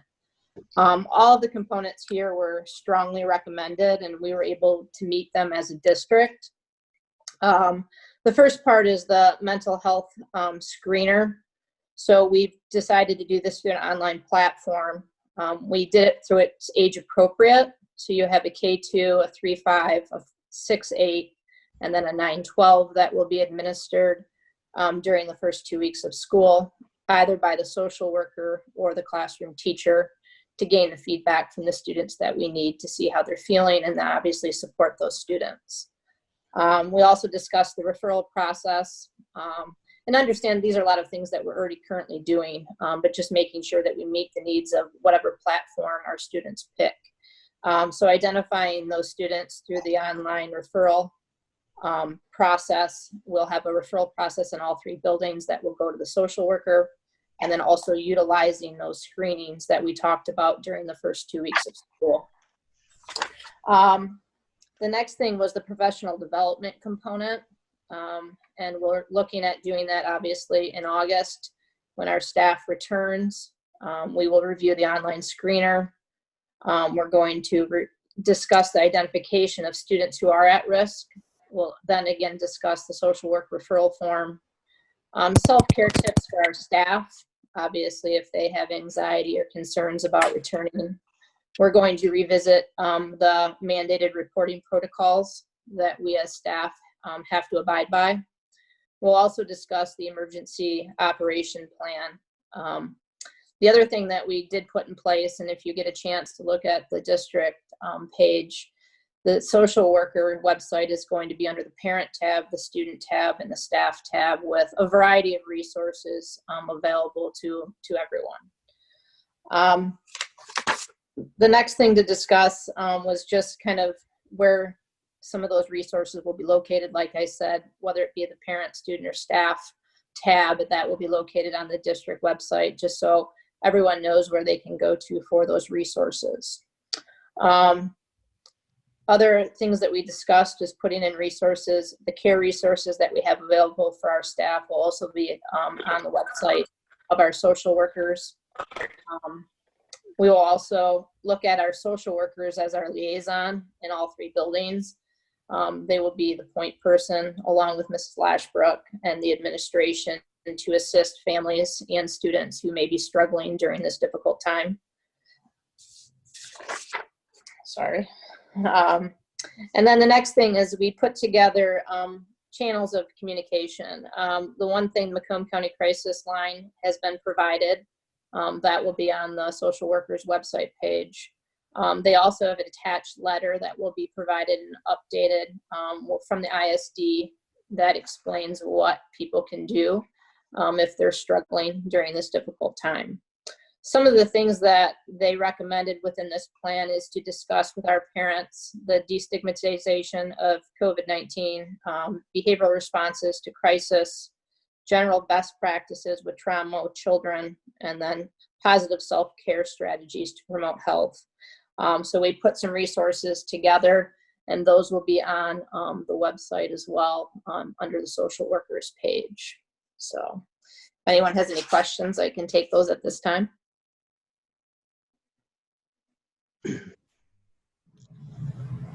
No, but I think all that sounds really good.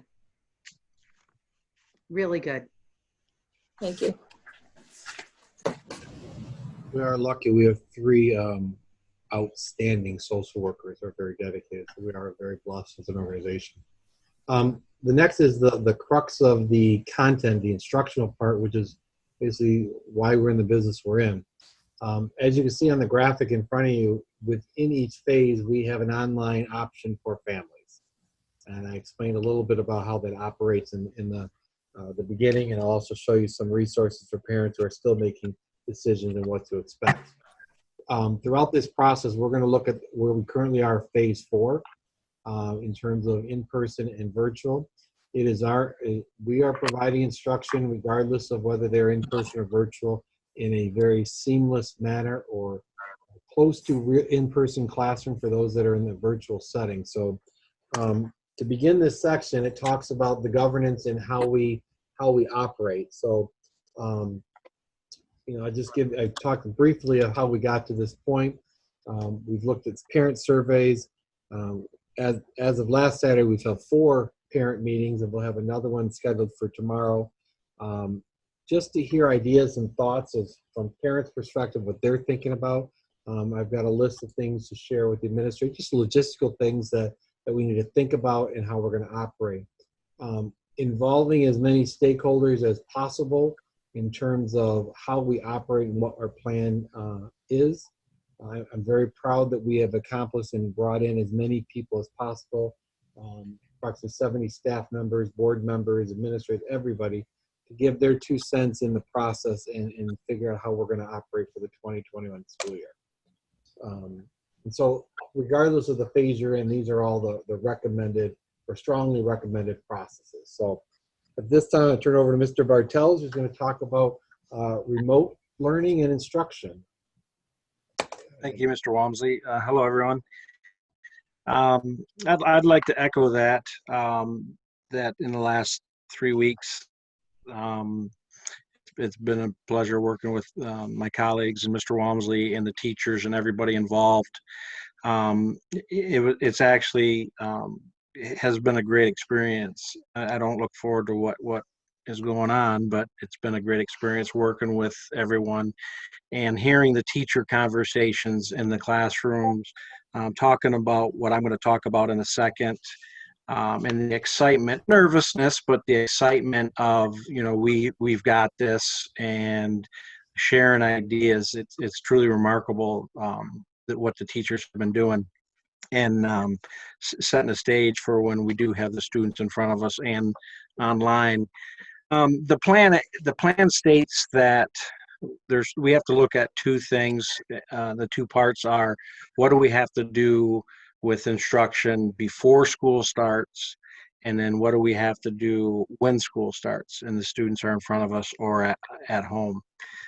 So the plan strongly recommends that we have a remote learning option, a synchronous and asynchronous learning, and with that synchronous and asynchronous learning, that we are using best practices, we are encouraging student engagement, and that it's delivered consistently with differentiation.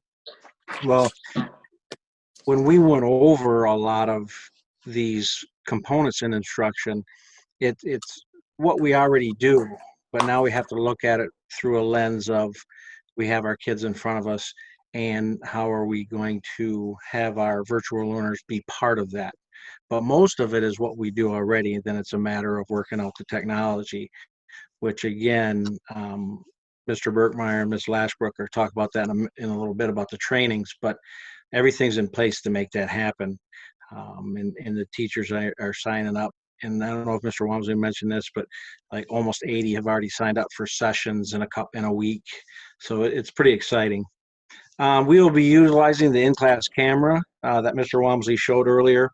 With that, we'll have the live feed, and then we'll also have the independent work feed, where it might just be a camera set to a picture on the wall when there's independent working, or students working with a small group virtually within the classroom. And that's where the teacher expertise is going to come in with using those best practices, such as classroom instruction at work, all of those CITW strategies, the engagement strategies that they've been using, the grading philosophies that they've been using. All of those are going to continue with what we've done in the past, and what we do well, I believe.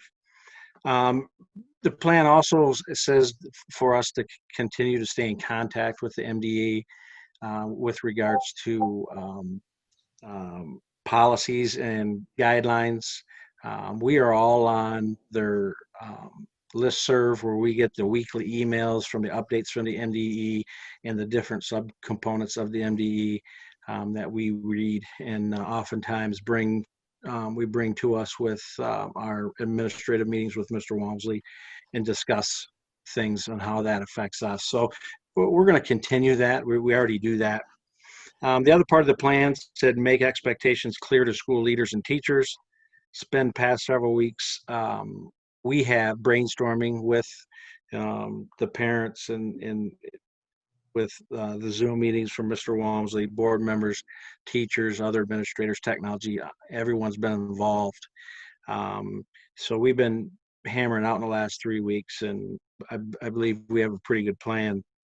The plan also says that we need to have an instructional vision that has high quality standards that are aligned to the Michigan curriculum. We have to have benchmark testing and social emotional learning. Schoology is going to be our base format and platform that is going to be talked about in greater detail in a little bit, but Schoology is going to be our go-to for all students, all classes. So there isn't this teachers go to this site, this teacher go to, everything's going to be based right off of Schoology with Microsoft Teams used as our secondary method to reach our virtual learners. And we will continue to follow the state and board adopted curriculum. That's what we do. So that's not going to change. We will use a variety of web-based assessment tools as well as feedback tools that you can do in those web-based online formats. A lot of those aren't necessarily new either, but we're going to lean on those with our virtual learners. We will have in-person and virtual counselors available and social workers available to help with all of the academic and social emotional needs of our students. Post-secondary supports, Mrs. Lashbrook, the building principal at the high school, will work with Mr. Castle for all of the post-secondary supports and placements. That's something we do regardless if we're in this situation. So that's going to continue. Support schools to implement grade level standards. We will continue to use Atlas lesson plans, weekly lesson plans, plan book. All of our lesson plans are tied to the standards in the curriculum. So nothing new there. And every student, whether they're online or in person, will have access in the teaching to that each and every week. The next few weeks, like I mentioned, Schoology teams and the camera system, we have already set up PD for those. General and special education teacher collaboration in order to address caseload concerns and needs.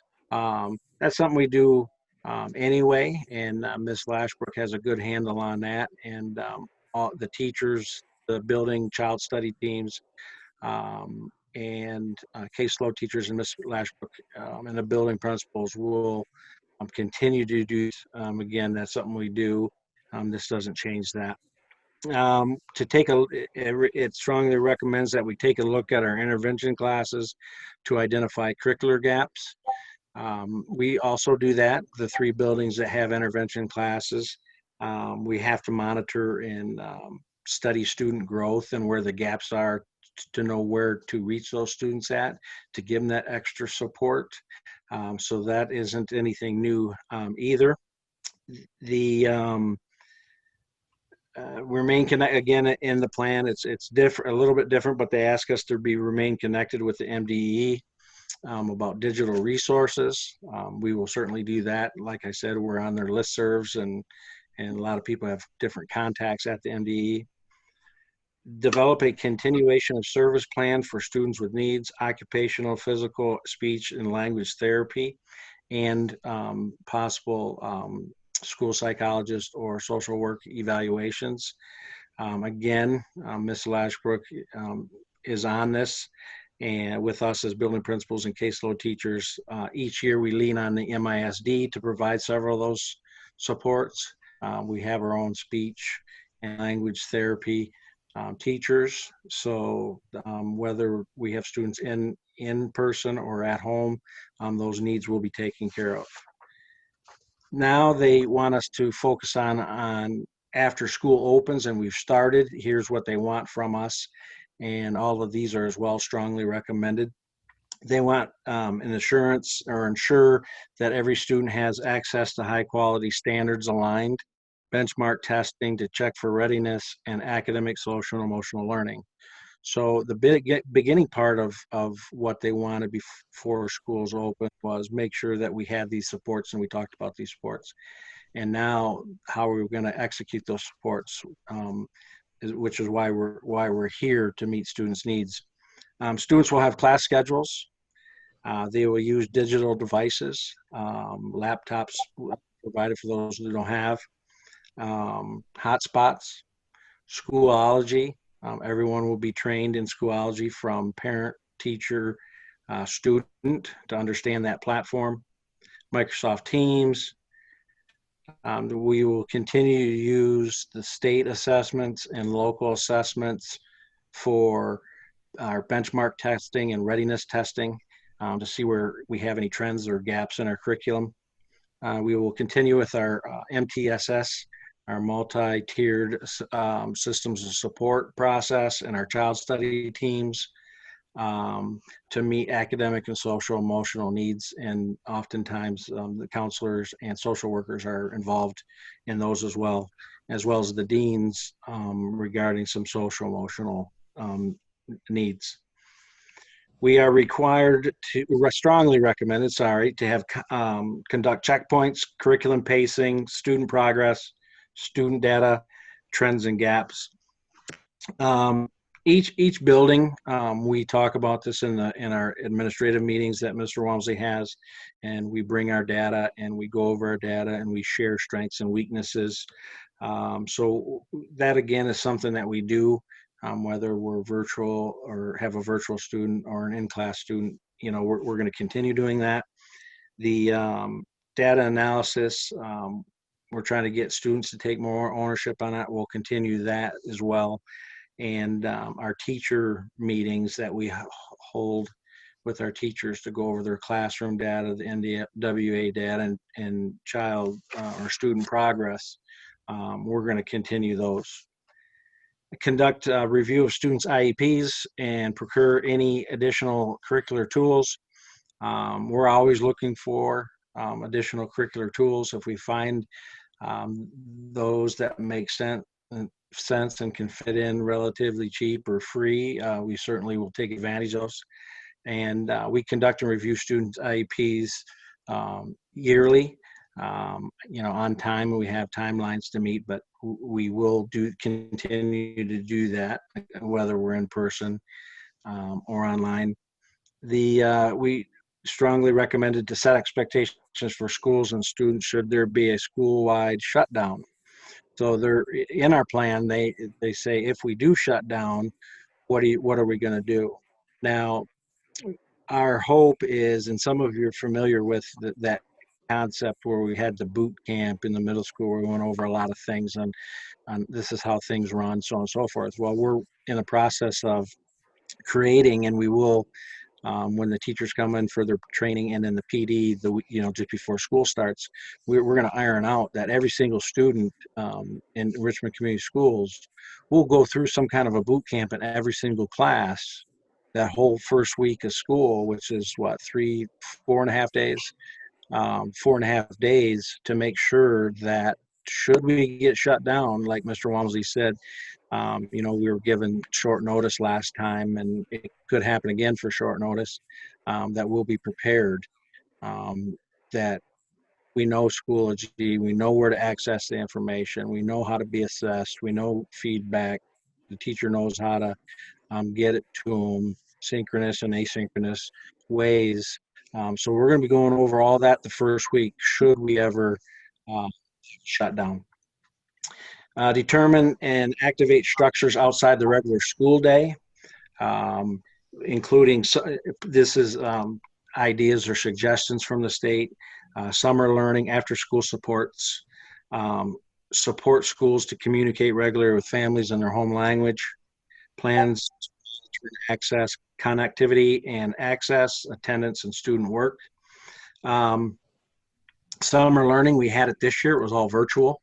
We had some summer learning programs through the ISD. After school supports, again, we've had those in the past and we will continue to. A lot of that will depend on, at-risk funding and resources we have available, but we've taken advantage of that in the past and we will continue to do so with this current pandemic. School supports for at-home language, we're going to lean on the MISD with bilingual. We have a computer software that interprets and puts letters in home languages, and even teachers that have communicated to families for us that speak different languages to make sure that we reach that population. So that's all going to continue as well. And plan is to monitor and access connectivity and access, attendance, and student work. We're going to have hotspots. That's we talked about. Maybe I think a little bit further. And laptops. We have laptops for those that want them. I know 912.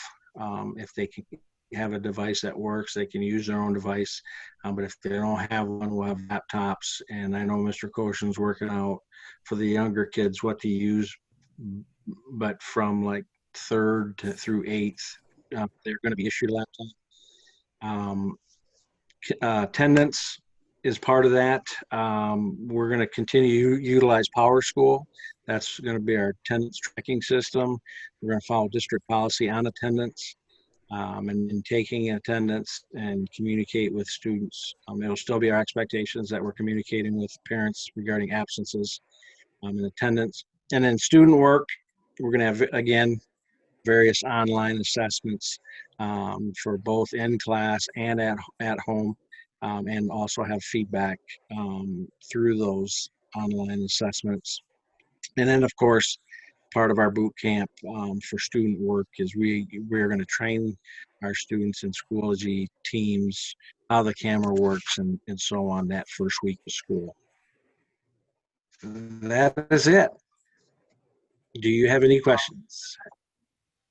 I have a question. Yeah. I know you mentioned that you're going to kind of train on the Schoology the first week of school, but is that like you had also mentioned like some kind of training for the parents? Would that also take?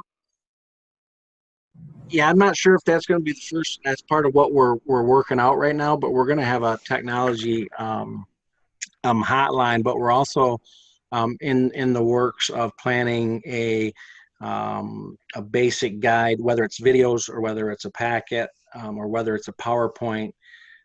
This just navigation and how to find information in Schoology, how to access it.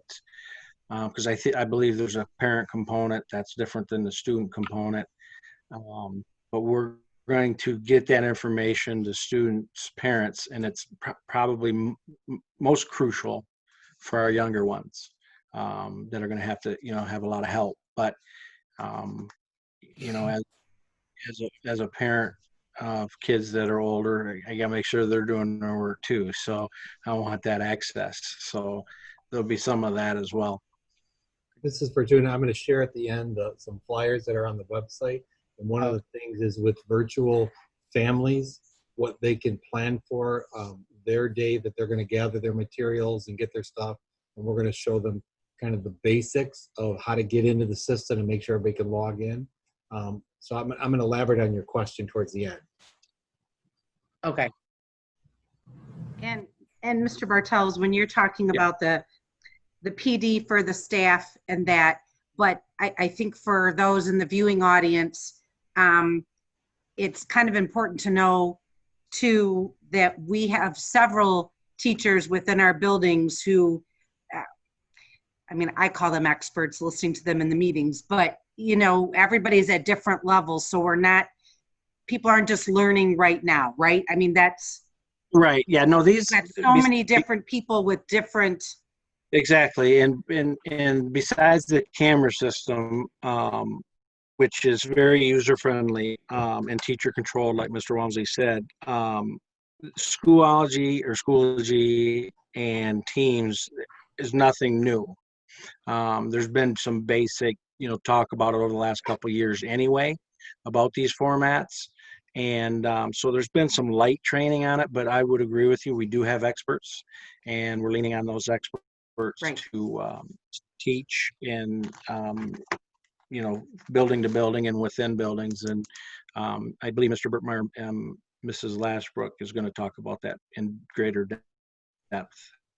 Okay, thank you. Yep. I had a question about the NWEA testing. How will that be done for students? They have a new website. It's brand new this year. I shouldn't say a new website, but they have a new component to it where it can be logged in at home with securities. Now, obviously the securities and login, and we can't guarantee that the student is the one taking the test, but we do have an ability now to assign it virtually. So if we're all, like, I hope this doesn't happen, but tomorrow we're all virtual. Well, second week or third week of school, we're all going to take that NWA at home. And for nothing more than that's for parents and kids to see where they're at educationally. So there really isn't a reason to not do your best or do your own work. But there is that option. We're gonna do that. Now, state testing is totally different. If there's virtual state testing, we need the virtual students to come in, and we would have that well planned out and safe and at a different time, non-traditional time, potentially, but that's down the road in the spring. But it'll be here before you know it. Okay, thank you. Yeah. I appreciate that you've included that section in there about the potential shutdown of the school and being in place with the boot camp for everybody so that we're prepared for a worst case scenario as well. I like that. Thank you. Okay, Mr. Koshan. Thank you, Mr. Bartels. Yep. Hey, good evening, everyone. I'm going to talk about communication and family support. A lot of this we are currently doing with all of our communication, with board meetings, information we post on our website, school messenger, emails, phone calls. So that hasn't changed, but the one part that we need to focus on and that's strongly recommended is what we need to communicate. So once again, we're communicating about the expectations when students return to school this school year, everything that we've previously talked about. New part, as we're talking about virtual learning and virtual students.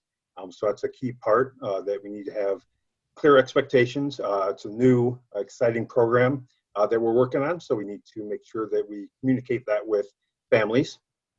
Information about assessments, core subjects, and how it relates to the virtual students.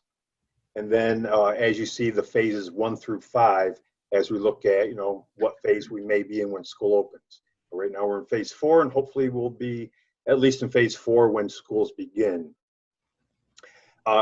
Also, we do provide any of this information in the students' home language.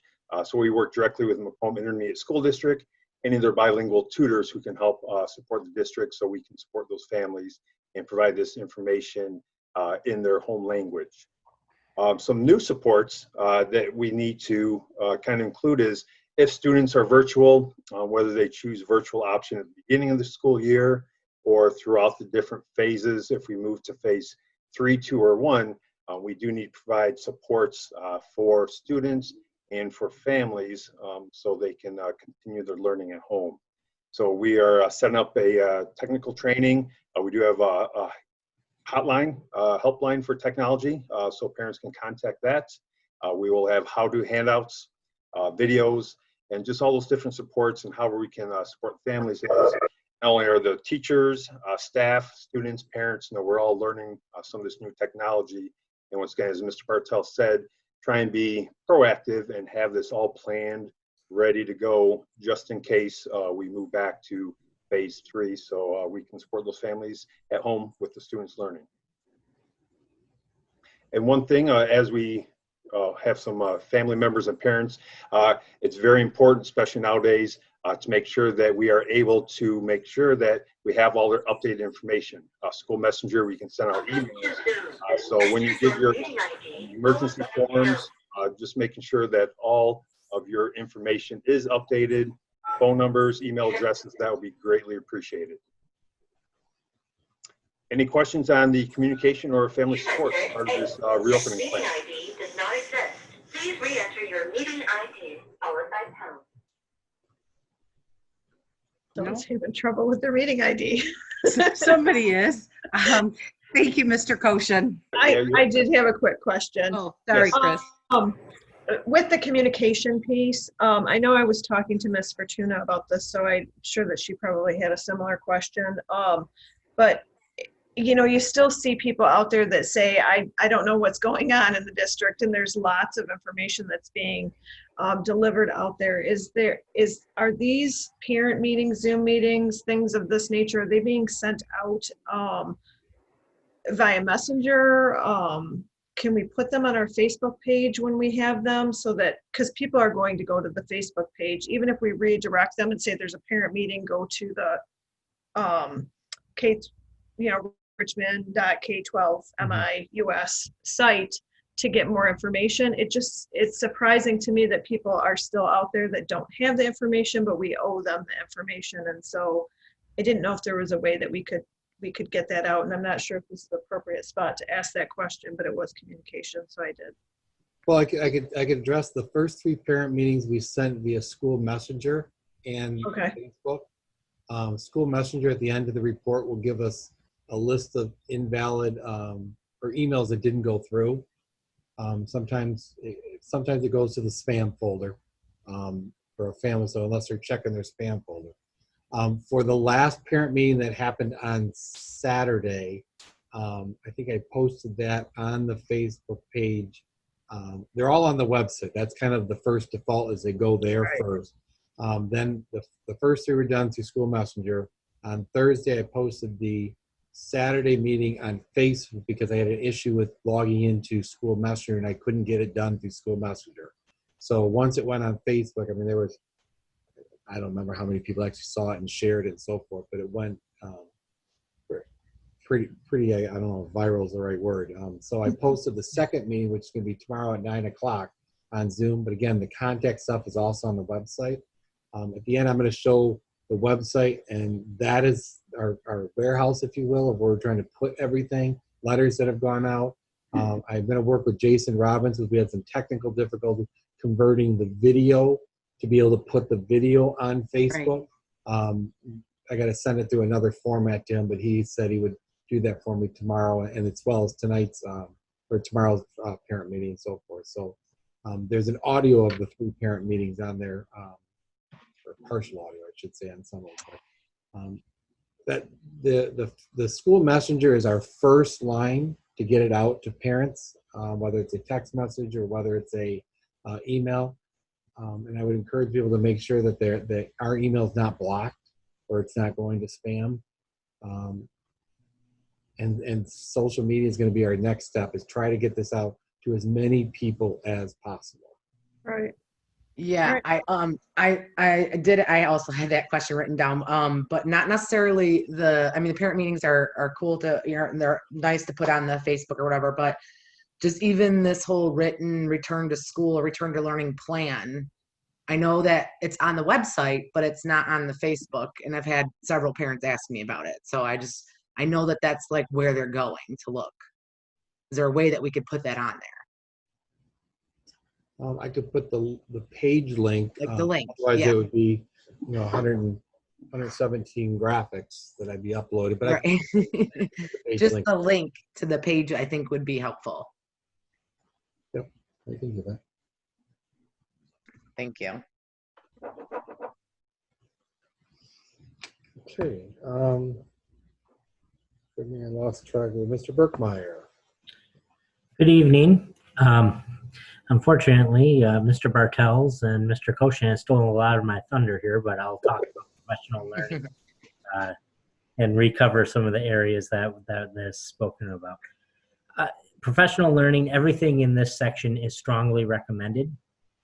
And as Mr. Bartel stated, a lot of what this is, we do already. It's asking for intentional curriculum planning and documentation, making sure that we go through and teachers know what they're supposed to be teaching.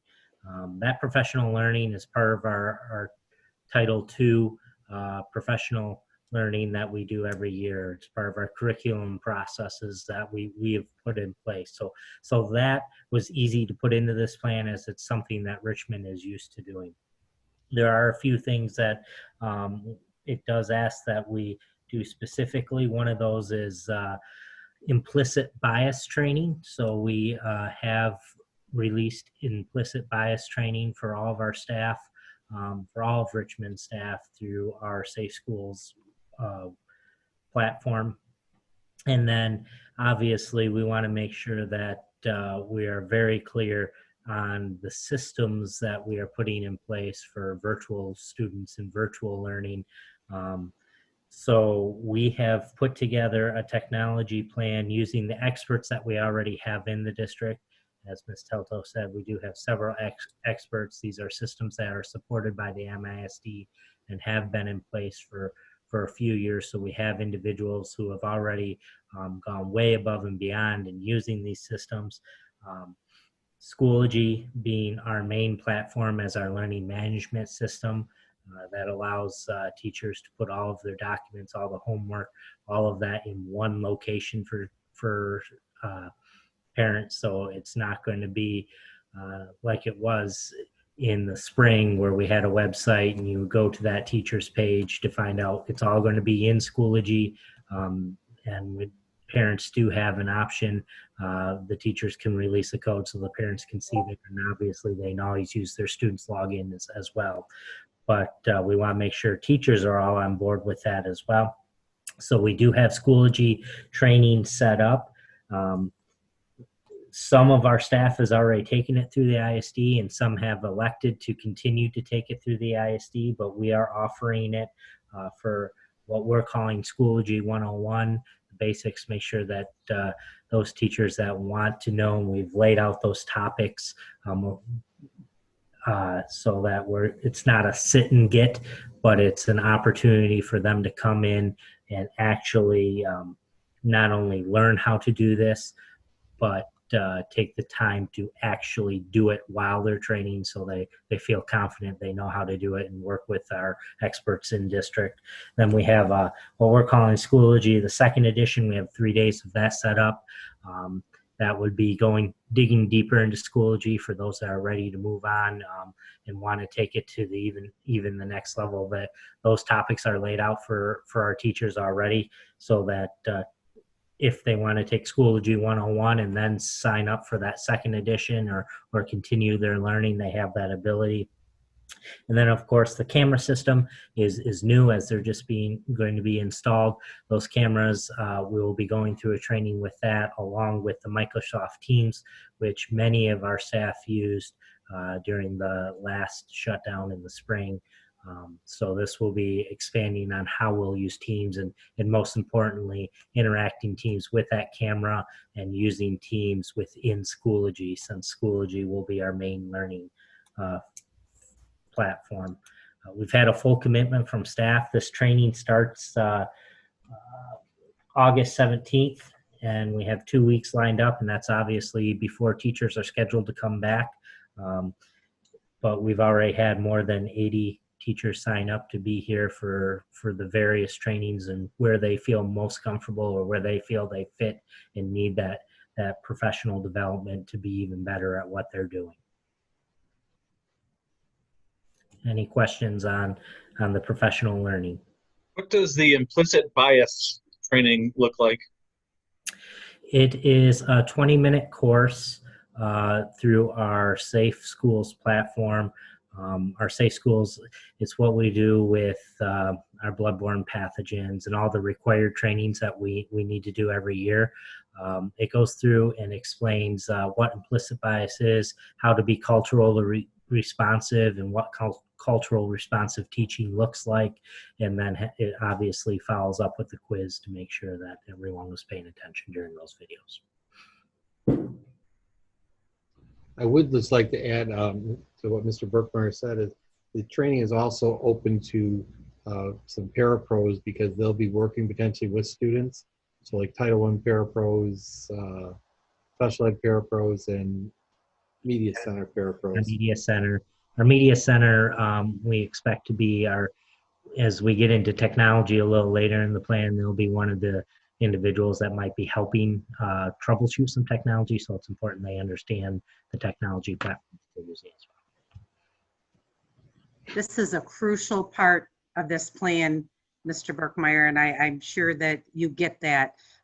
It's exciting to know that you've got that many teachers that are signed up, but in order for this to work, we've got to be ready. So I appreciate the work that's being done to get everybody ready.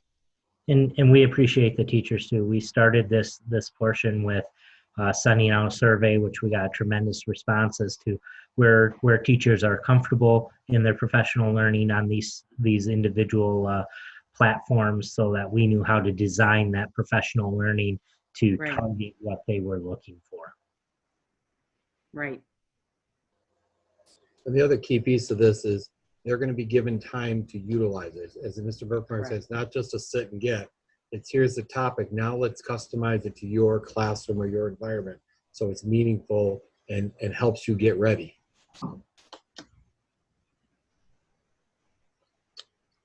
Okay. Thank you, Mr. Berkmeyer.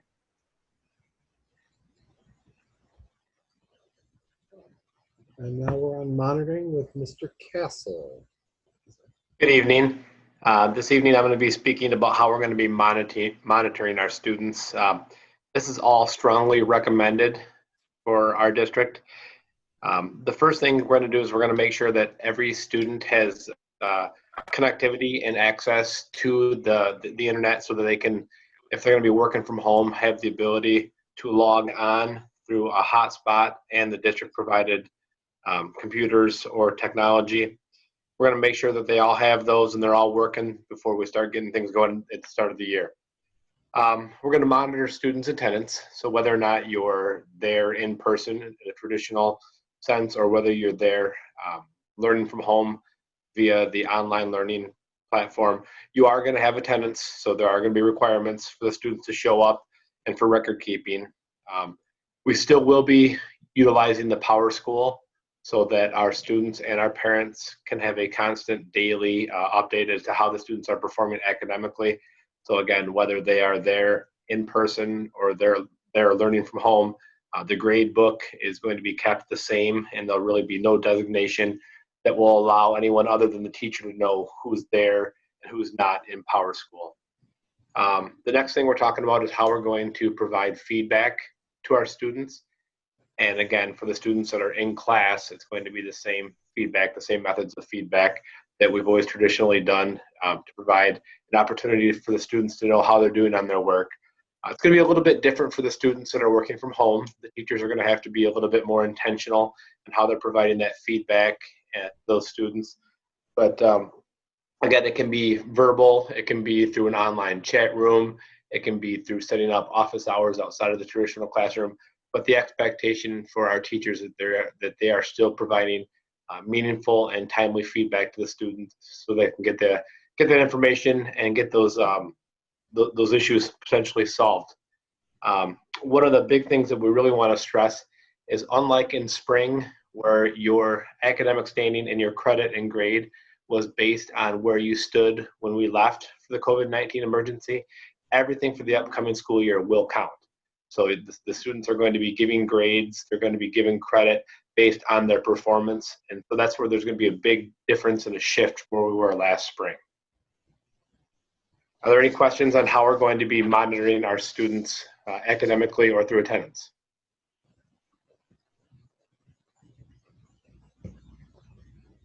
As Mr. Castle said, the key difference between this shutdown and the last shutdown is there was an expectation in the last one that it was optional and that everybody was kind of moving forward or granted credit. That is not the case in this.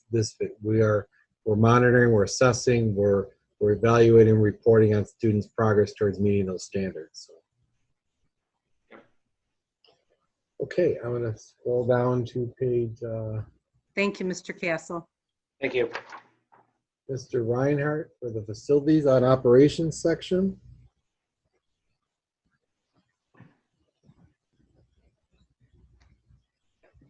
I have to unmute you, Greg. Let me try it again. There it goes. Sorry about that. Thank you. All right, this is the facilities portion within operations. This section is in regards to what we are doing with the facilities before we reopen the schools. In cooperation with ABM and the ISD, we have procured and will audit all the cleaning and disinfectant supplies to make sure that we have enough for the entire district. An audit will also be done on the school buildings in regards to classrooms available, the sizes of the classrooms, additional spaces that are available, and the ventilation in all the classrooms. Like I said before, a custodial checklist has been built to ensure that all the parts of each building are cleaned and disinfected. Each week, I'll be meeting with ABM to review cleaning and disinfecting procedures. We'll also complete a walkthrough of the facilities to ensure that the district is ready for students. District administration will discuss possible changes to the district emergency operation plan for process changes and CDC protocols. The district will work with ABM and Metro Controls to ensure the HVAC system is running efficiently and that appropriate materials are being distributed to all of the schools. And lastly, the district will work closely with ABM in maintaining the school facilities and that they're using appropriate cleaning and disinfecting protocols and following all CDC guidelines. That is the facilities and operations portion. Do you have any questions about this section? Mr. Reinhardt, I don't have a question, but what you're saying there then in essence is it's you and ABM that are going to be making sure you're the one that's going to be making sure they're doing what they need to do in this part of the plan, correct? All the documentation will be returned to me and I will be sitting with them weekly. Okay. Oh, weekly. Okay. All right. Thank you.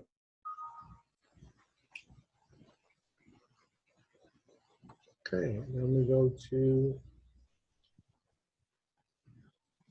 technology. Mr. Brookmeyer, do I need to unmute you? There we go. Maybe. Thank you. So technology, we've talked about a lot of this section already as well. Mr. Patel's brought up and Mr. Koshin when he was talking about some of the supports we have in place in talking with families. Our technology, all of this is strongly recommended within the plan, and we are going to follow through with all of the pieces that are strongly recommended. It asks that we designate points of contacts within each building, things like that. And we are going to start with our 3 technology individuals, Keith Christmas, Harold Swanger, and Eric Lamont as our key contacts, but we're also expanding that to our media center paraprofessionals to help with the use of technology. The main point of this is how we're going to assist in making sure that technology works correctly, and how we're going to help parents understand that technology when they're having problems, parents or students when they're having problems.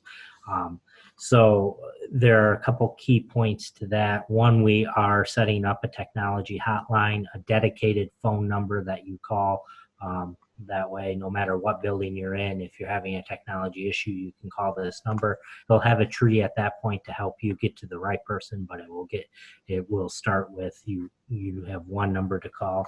We'll have a help ticket web page as well. So if you want to fill out a help ticket on the web page, maybe it's not as pressing, you can put that help ticket in, and one of the technology support individuals will get back with you on that ticket.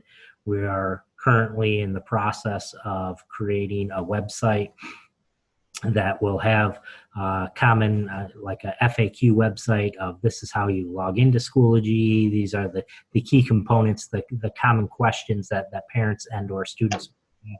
We're going to have either we're working on videos so that we can hopefully have some step-by-step videos for parents to follow through, but we're also working on those being step-by-step instructions, so that as parents or grandparents need help on logging into Schoology, for example, they can hopefully watch a video. We're working on getting some of those recorded, but we'll minimally have step-by-step instructions as we're going through that. We have the ability with our district technology, so the technology that we're issuing students, if they want to use that technology, we have the ability to remote assist. So our technology support staff can log on to their computer from the school to see what that problem might be, or walk them through and assist in fixing that problem. Since we run Windows 10 platforms, we do have that remote assist capability. And lastly, for parents, we're also purchased hotspots, as you're well aware of. So those individuals that are using our district technology but might not have the Wi-Fi access at home, we'll have a process for them to be able to check out a hotspot and use that hotspot for remote learning or the virtual learning if they are enrolled in that.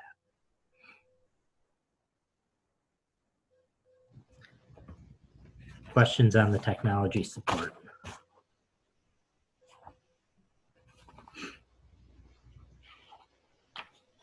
Thank you.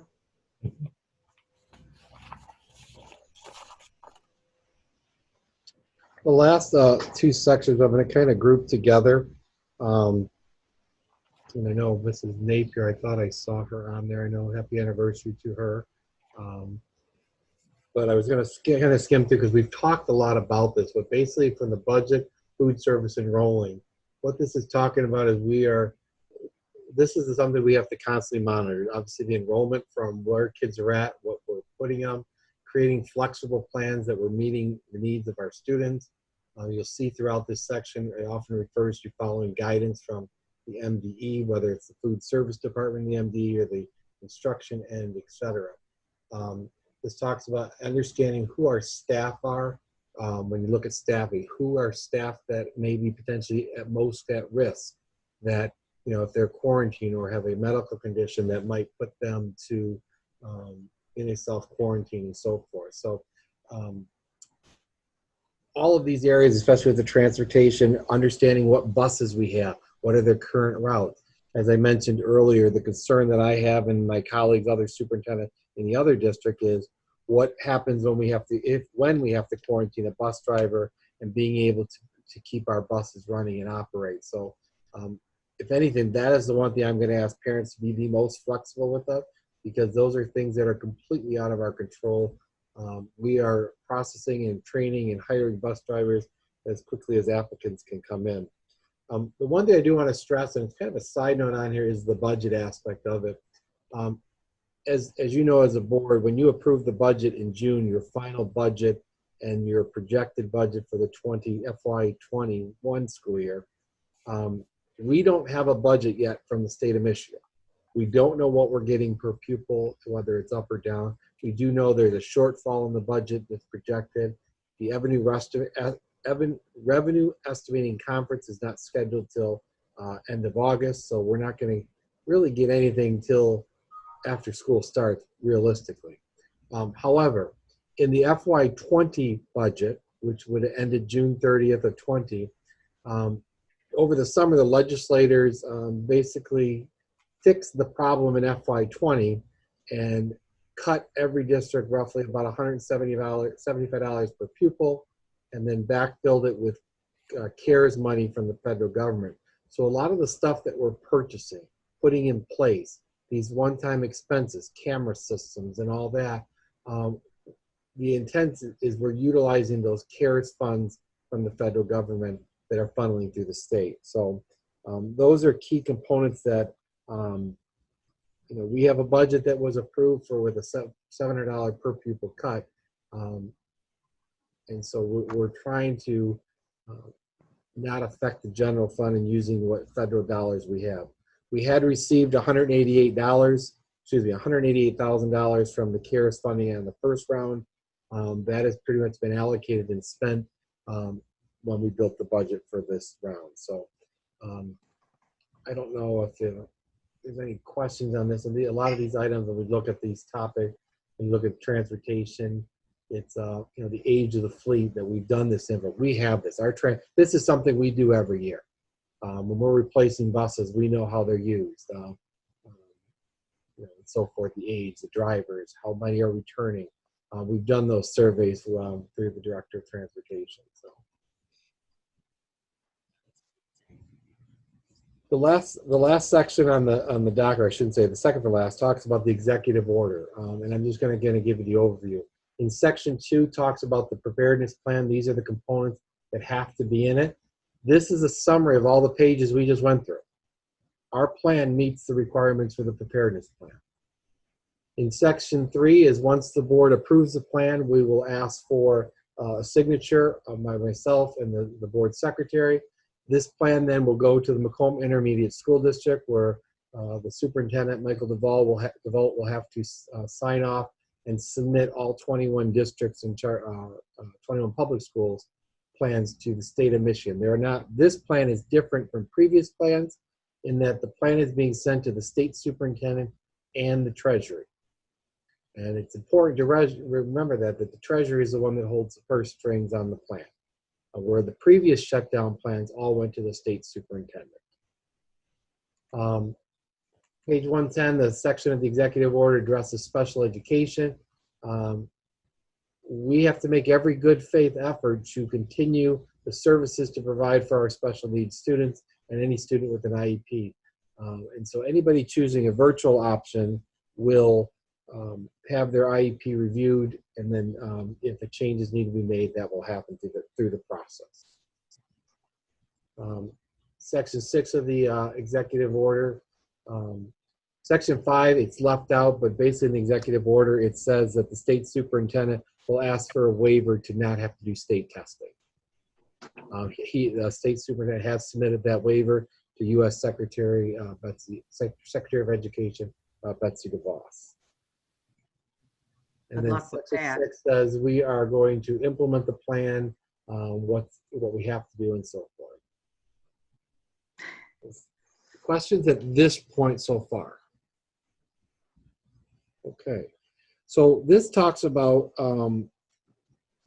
these are from the health department of how we're going to respond if we have a possible case for a student or staff member, if we have a positive case, re-entry, contact tracing, etc. So I believe, is this Mr. Koshin doing the first one? Okay, I think I have to unmute you. I don't know if you can.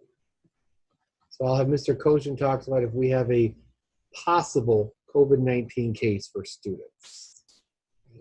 There it is. Okay, once again, to stress, these come directly from the Macomb County Health Department, and this is for a possible COVID-19 case. So you can see from this form, that information about the student, about the date, and then gives us the symptoms of possible COVID-19. So if a student somehow reports it to us or we hear about a student, we go through some of these symptoms, questioning the student. So symptoms included, and then the close contact potential exposure.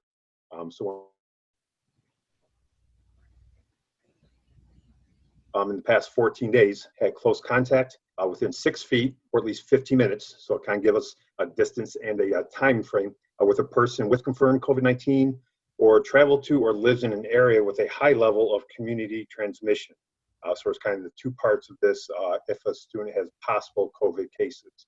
So we find that a student may have either the symptoms or the close contact potential exposures. Then we go to the right side and kind of lets us know what we need to do.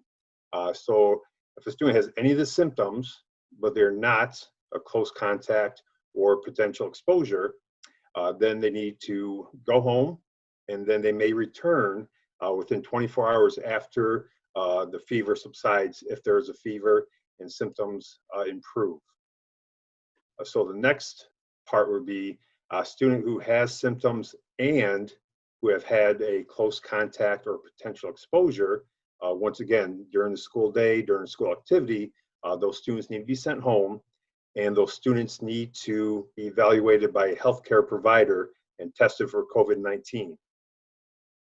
So those students, once again, if they're at a school activity or if they're at school, they need to wear a face covering and wait in an isolated area. We've talked about those things previously. So they're away from teachers, staff, and other students until they can be transported home or to a healthcare facility. And once again, if the school administrator must notify the Macomb County Health Department when a probable cause of COVID-19 has been identified at the school. Once again, a probable case of COVID-19 as a student is defined as a student has above symptoms and a close contact with potential exposure history. So again, as we're looking at trying to keep everybody safe, the health department has given us a little bit of direction, a little bit of a guide to help us see what we need to do with students. So once again, this form is for students who have a possible COVID-19 case. Any questions on this form?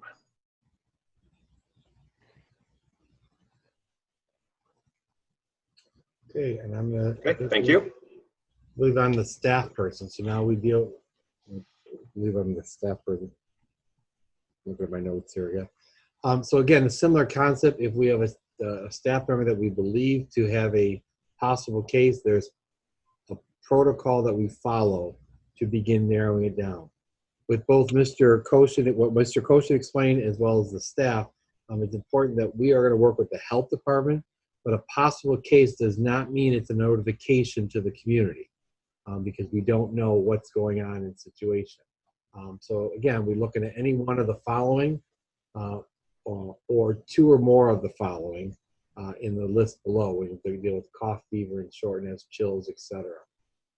If a staff member or teacher exhibits this in the defined or has a temperature of 100.4 or higher, we send them home basically. They should be quarantined and require, or excuse me, they should contact their health provider to have any and tested for COVID-19. If the individual is required, the individual should be required to wear a face covering and wait in that isolation area or some area so as not to expose other staff members, students, etc., until they leave the building or are transported. And then again, we would notify the Macomb County Health Department that we have a possible case and then follow up with the health department with the direction they've got.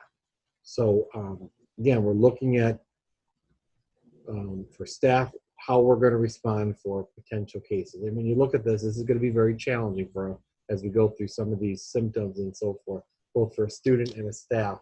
Especially, I mean, if anybody's worked in a school system, you know the office has a lot of kids that come down just for the normal, I'm not feeling well. So now we got to figure out, is it something I ate at lunch or is it something more serious such as this? The next one talks about confirmed cases, which was, is that Keith, is that you? Maybe.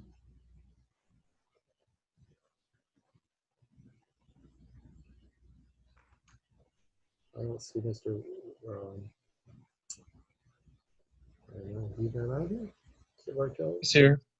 He's there. I'm not seeing him. Oh, there he is on mine. There he is. That looks like a red light. All right. Yeah, if we have a confirmed case, we are to be in close contact with Macomb County Health Department.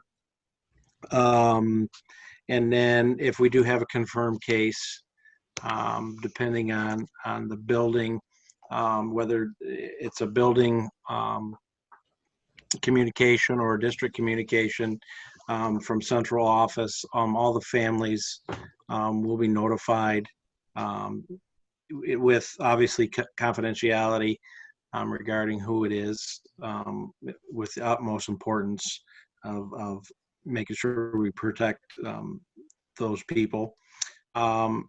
We will send out a letter Like I said, we will continue to work with Macomb County. The elementary schools, and I would say pre-K 5 are more cohort situations. So that's why I said I don't know if the letter will be sent out district-wide per building. That's probably going to be a case-by-case basis. But so pre-K through 5th grade, they travel as a group and cohort. So the close contact, like Mr. Koshin talked about, would be, are they with the kids within 6 feet for 15 minutes or so. So when we do have a confirmed case, we're going to have to do some investigating. It will be a top priority, and it will be handled immediately. And then middle school, upper middle school, 6, 12, we would have to figure out, okay, who came in contact, who were you close to within the 5 or 6 feet for 15 minutes. So that will require a little bit of work, but then all of those students who were possibly exposed or came in contact with, we would communicate with those families ASAP. All the close contact people, we will encourage to follow what the county wants us to do, is encourage them to get tested and quarantine for 14 days. If we need to close school, that would be a decision between Mr. Walmsley and the county based on a case-by-case basis, and I'm sure with communication with the school board. That's how we'd handle a confirmed case. And having immediate, yeah, they'd be sent home immediately if they did show up and they were confirmed. But if we got a phone call, confirmed case, then we're going to figure out the close contacts, communicate, and follow the protocols. The 21 districts have been in close contact with the health department all summer long since this plan. So we now we're on a weekly basis, but in some cases we were 2 and 3 times a week meeting via a Zoom or some virtual format. And at those meetings, we had representatives from the county giving us updates on hot spots, et cetera, in the county and so forth. So this is going to be extremely critical that we work closely with the health department to determine the magnitude, if any, of any closures or students that we need to quarantine or exclude from school. And the last part is we've had a confirmed case. Now we got to do some contact tracing. I believe this is Mrs. Lashbrook. Yep, so this goes right along with what Mr. Bartels was saying. In the first paragraph talks about any person that's come into close contact with a confirmed case, they're immediately to go home. They are instructed to get tested. They need to remain home for 14 days after their exposure to that person. And this document's kind of out of order, so if you go to the 3rd paragraph, it states that even if they test negative, they still have to stay home for 14 days if they were in close contact with that person that was confirmed. The 2nd paragraph is kind of the second-hand situation. So somebody tests positive and they've been around somebody and then you've been around that person. If there's no symptoms, there's no action to be taken. So, I call it the second hand, but that's that 2nd paragraph that discusses that. So it's really going to be important, like everybody's talked about so far, about that contact tracing and who sits next to who and where everybody's been, so we know if you are in direct contact for that 6 feet for more than 15 minutes, or if you're a second-hand person. And then obviously the bottom one is anybody that tests positive will be reported to the Macomb County Health Department. And one of the interesting facts, and it was a learning process, is even though someone may test positive, we cannot make the assumption that the doctor's office that did the testing has submitted that name and contact to the health department. So as a school, we're required that if we have confirmed that someone has tested positive, now And we need to follow up with the health department to make sure that they can begin the contact tracing. And then finally, the last part or this section would be return to school, and I believe that's Mr. Castle. Yeah, Ms. Borwick and I are actually going to tag team this one, so I don't know if she's unmuted. I will unmute her. All right, I'll start it then. So the return to school and work for our students, teachers, and staff. If you're a student, or if you're a student, teacher, or staff who had symptoms, who tested positive for the COVID-19, you can return to work if, and these are the caveats here, you've had at least 10 days passed since the symptoms onset, and at least 24 hours have passed since the resolution of the fever without the use of fever-reducing medicine, and other symptoms have improved. So you have to meet all three of those criteria in order to return. Students, teachers, and staff who have, students, teachers, and staff who never had symptoms but who test positive for COVID-19 may return to school/work if at least 10 days have passed since the date of their first positive COVID-19 test. And that's assuming that no symptoms have appeared during that 10-day period. The students, teachers, and staff with symptoms, the ones we previously described, who test negative for COVID-19 may return to school and work 24 hours after the resolution of the fever, if you even had a fever, and improvements in the symptoms. The students, teachers, or staff members should provide documentation of a negative COVID-19 test result. And to continue on, students, teachers, and staff with symptoms that Mr. Castle described who are not tested for COVID-19 may return to school or work 24 hours after the resolution of that fever if there was a fever present. And improvement of symptoms if they present a note from a healthcare provider that provides an alternative explanation for why those symptoms were there in the first place. If a healthcare provider note is not available, the person must obviously follow that same criteria. At least 10 days have passed since the symptom onset, and 24 hours have passed since the resolution of fever without the use of fever-reducing medications, and other symptoms have improved. It also states that students and staff persons who are close contacts to a confirmed case of COVID-19 and who test positive may return to school as outlined above.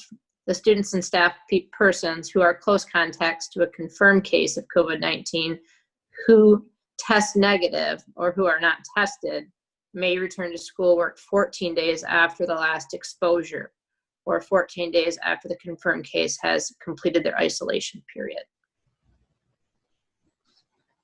So again, these areas are all outlined and written by the health department and followed by all 21 school districts in Macomb County. Questions? Any questions? No, Mr. Walmsley, but could you please unmute Kyle? He had a little technical difficulty. Yep. There it goes. Sorry. Thank you. Thank you. And then we'll last the document. As Mr. Reinhardt mentioned, there's a lot of signages, so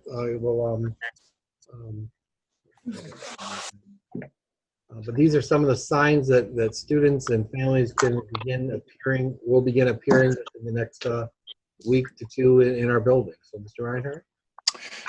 That first sign up in the top left that says "Do not enter the bus" will be stuck. It's a sticker. It will be stuck to the windows of the buses, actually the windows of the doors of the buses, so that they'll see, parents and students will see that sticker before they get on the bus, letting them know if they're feeling any of those or experiencing any of those symptoms that they should not get on the bus at that time. There's a very similar sticker right next to it that will be 11 by 17. It will be put on all of the entrance doorways of each building. It's very similar to the bus sticker, just letting everyone know that if you have those symptoms, please do not get on the bus. Or, I'm sorry, please do not come in the school. There will be 5 by 7 stickers of how to wash your hands that will be located on the mirrors of all the bathrooms. It just explains to wash your hands for 20 seconds, to use soap, so everyone can see the pictures and they can also read it as well. Down in the lower left where it says prevent the spread of germs, we will have 5x7 window clings, and we'll also have 8.5 by 11 stickers that will be going on all of the classroom windows and doors. Those just ways stay socially distant. Use a tissue if you're blowing your nose, so everyone can see it, and it's a reminder every time they see it on the classroom doors. The next 3 are 6x6 stickers. The first one with the feet is stay 6 feet apart. That will be in lines near the cafeteria, for cafeteria lines, near vending machines, in offices. There are some stickers that will be made for carpet. So everyone knows that you're staying 6 feet apart and to do your part. The next one with the red X will go on lunchroom tables to show students where they can and cannot sit. And the last one will be hung over all the drinking fountains. Many of the drinking fountains, like I said earlier, will be shut down, but this is just a reminder that we are not using the drinking fountains at this time. So all of this information is on our website. And I would encourage the families and any board members who later want to reference, or because this is a lot we went over. We also, a second here, pull the website there. If parents want to access it, here is the website. You can get right to it from the main page. You click on the return to school. This is the draft plan that we presented. There's also diagrams, and I'm not going to go into a whole lot of detail, but if you are planning for in-person instruction, what to expect, a flyer. If you are coming to school and making that your option. If you are choosing a virtual option, what to expect. And we reference that boot camp and Blue Devil days, etc. This talks about the technology pickup and the process for in-person or for virtual students.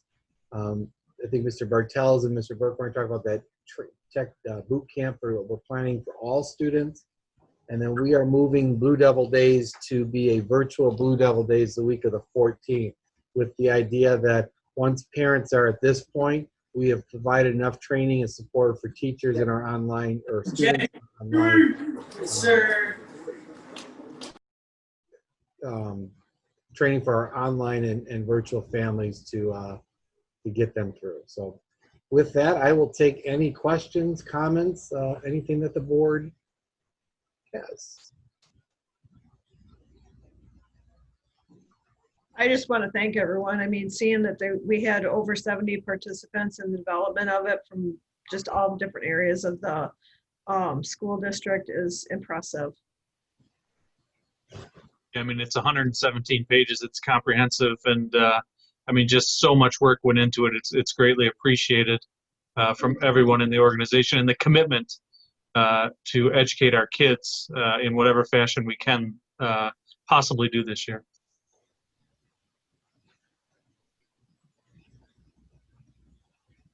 I'll echo that, Mr. Simmons and Mrs. Birdsall. You know, this truly was a team effort, and everybody took a piece of the pie and put it together. And we've had a lot of collaboration and discussing, and in some cases wordsmithing and so forth.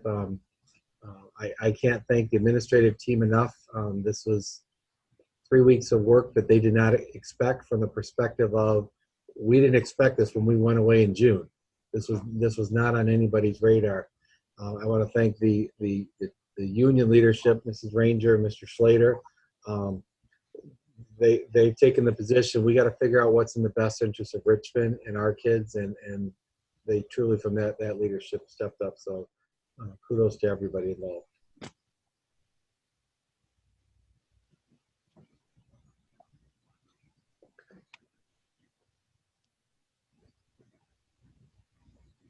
Okay. We're going to move on to the portion of our meeting for public comment. It is the time where if anyone would like to address the board, they can do so.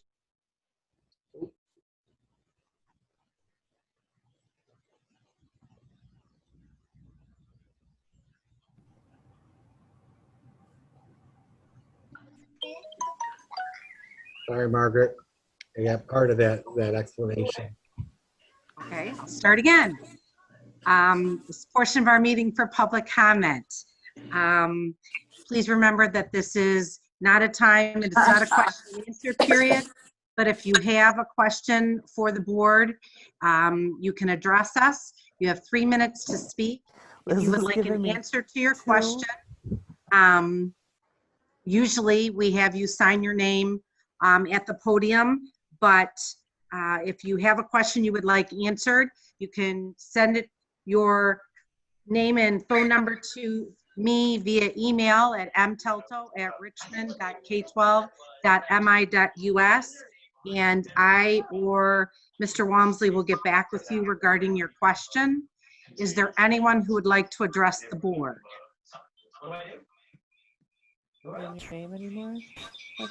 I would just like to say I am grateful, and I just love what Richmond is doing. They're offering virtual as well as in person, and I just hope everything works out well for the kids and for the teachers. And I just think and want to thank everybody for doing everything above and beyond of what they've done for the school district. Thank you. Anybody else?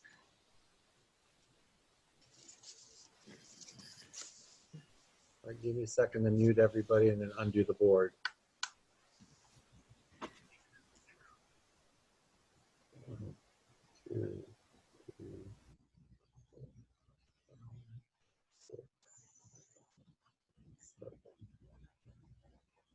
I believe we got all 7 board members. Okay. We good? Okay, next, our superintendent legislative update, Mr. Walmsley. As far as an update, I don't have much to share on the legislative front. As of today, we still do not have a budget for next year. There's a lot of conversation among our legislators and governors about requesting assistance, as well as other states too, from the federal government in a stimulus package for schools.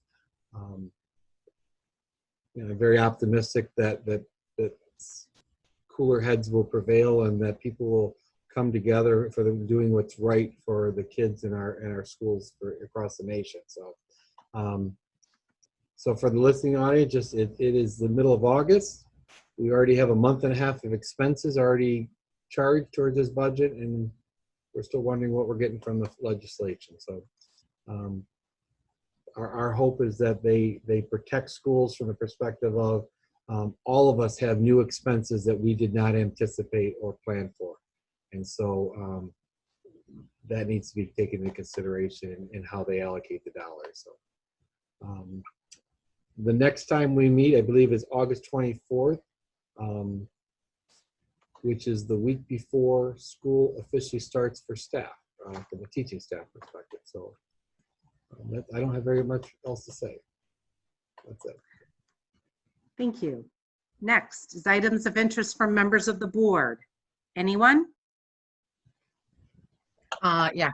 I would like to say that myself, along with the other board members, went to a presentation on the virtual classroom, and I just want to say thank you to everybody involved, like the IT tech people, the teachers, administrators, anybody, Brian Walmsley, anybody involved in putting that together. I mean, it's a really amazing thing that's happening, and in midst of all the craziness, at least this part is exciting, even to use in the future, without this whole pandemic thing. So I just wanted to say that. Thank you for all that work on that, and that's exciting. Anybody else? Yeah, go ahead, Sherry.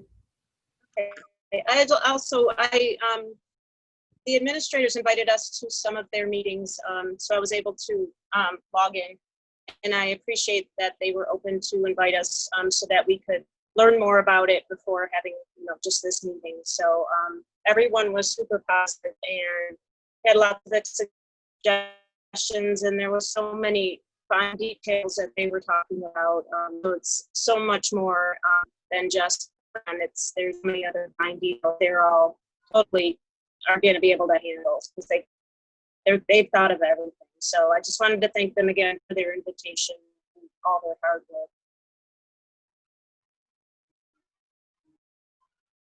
That's all. Go ahead, Chris. All right.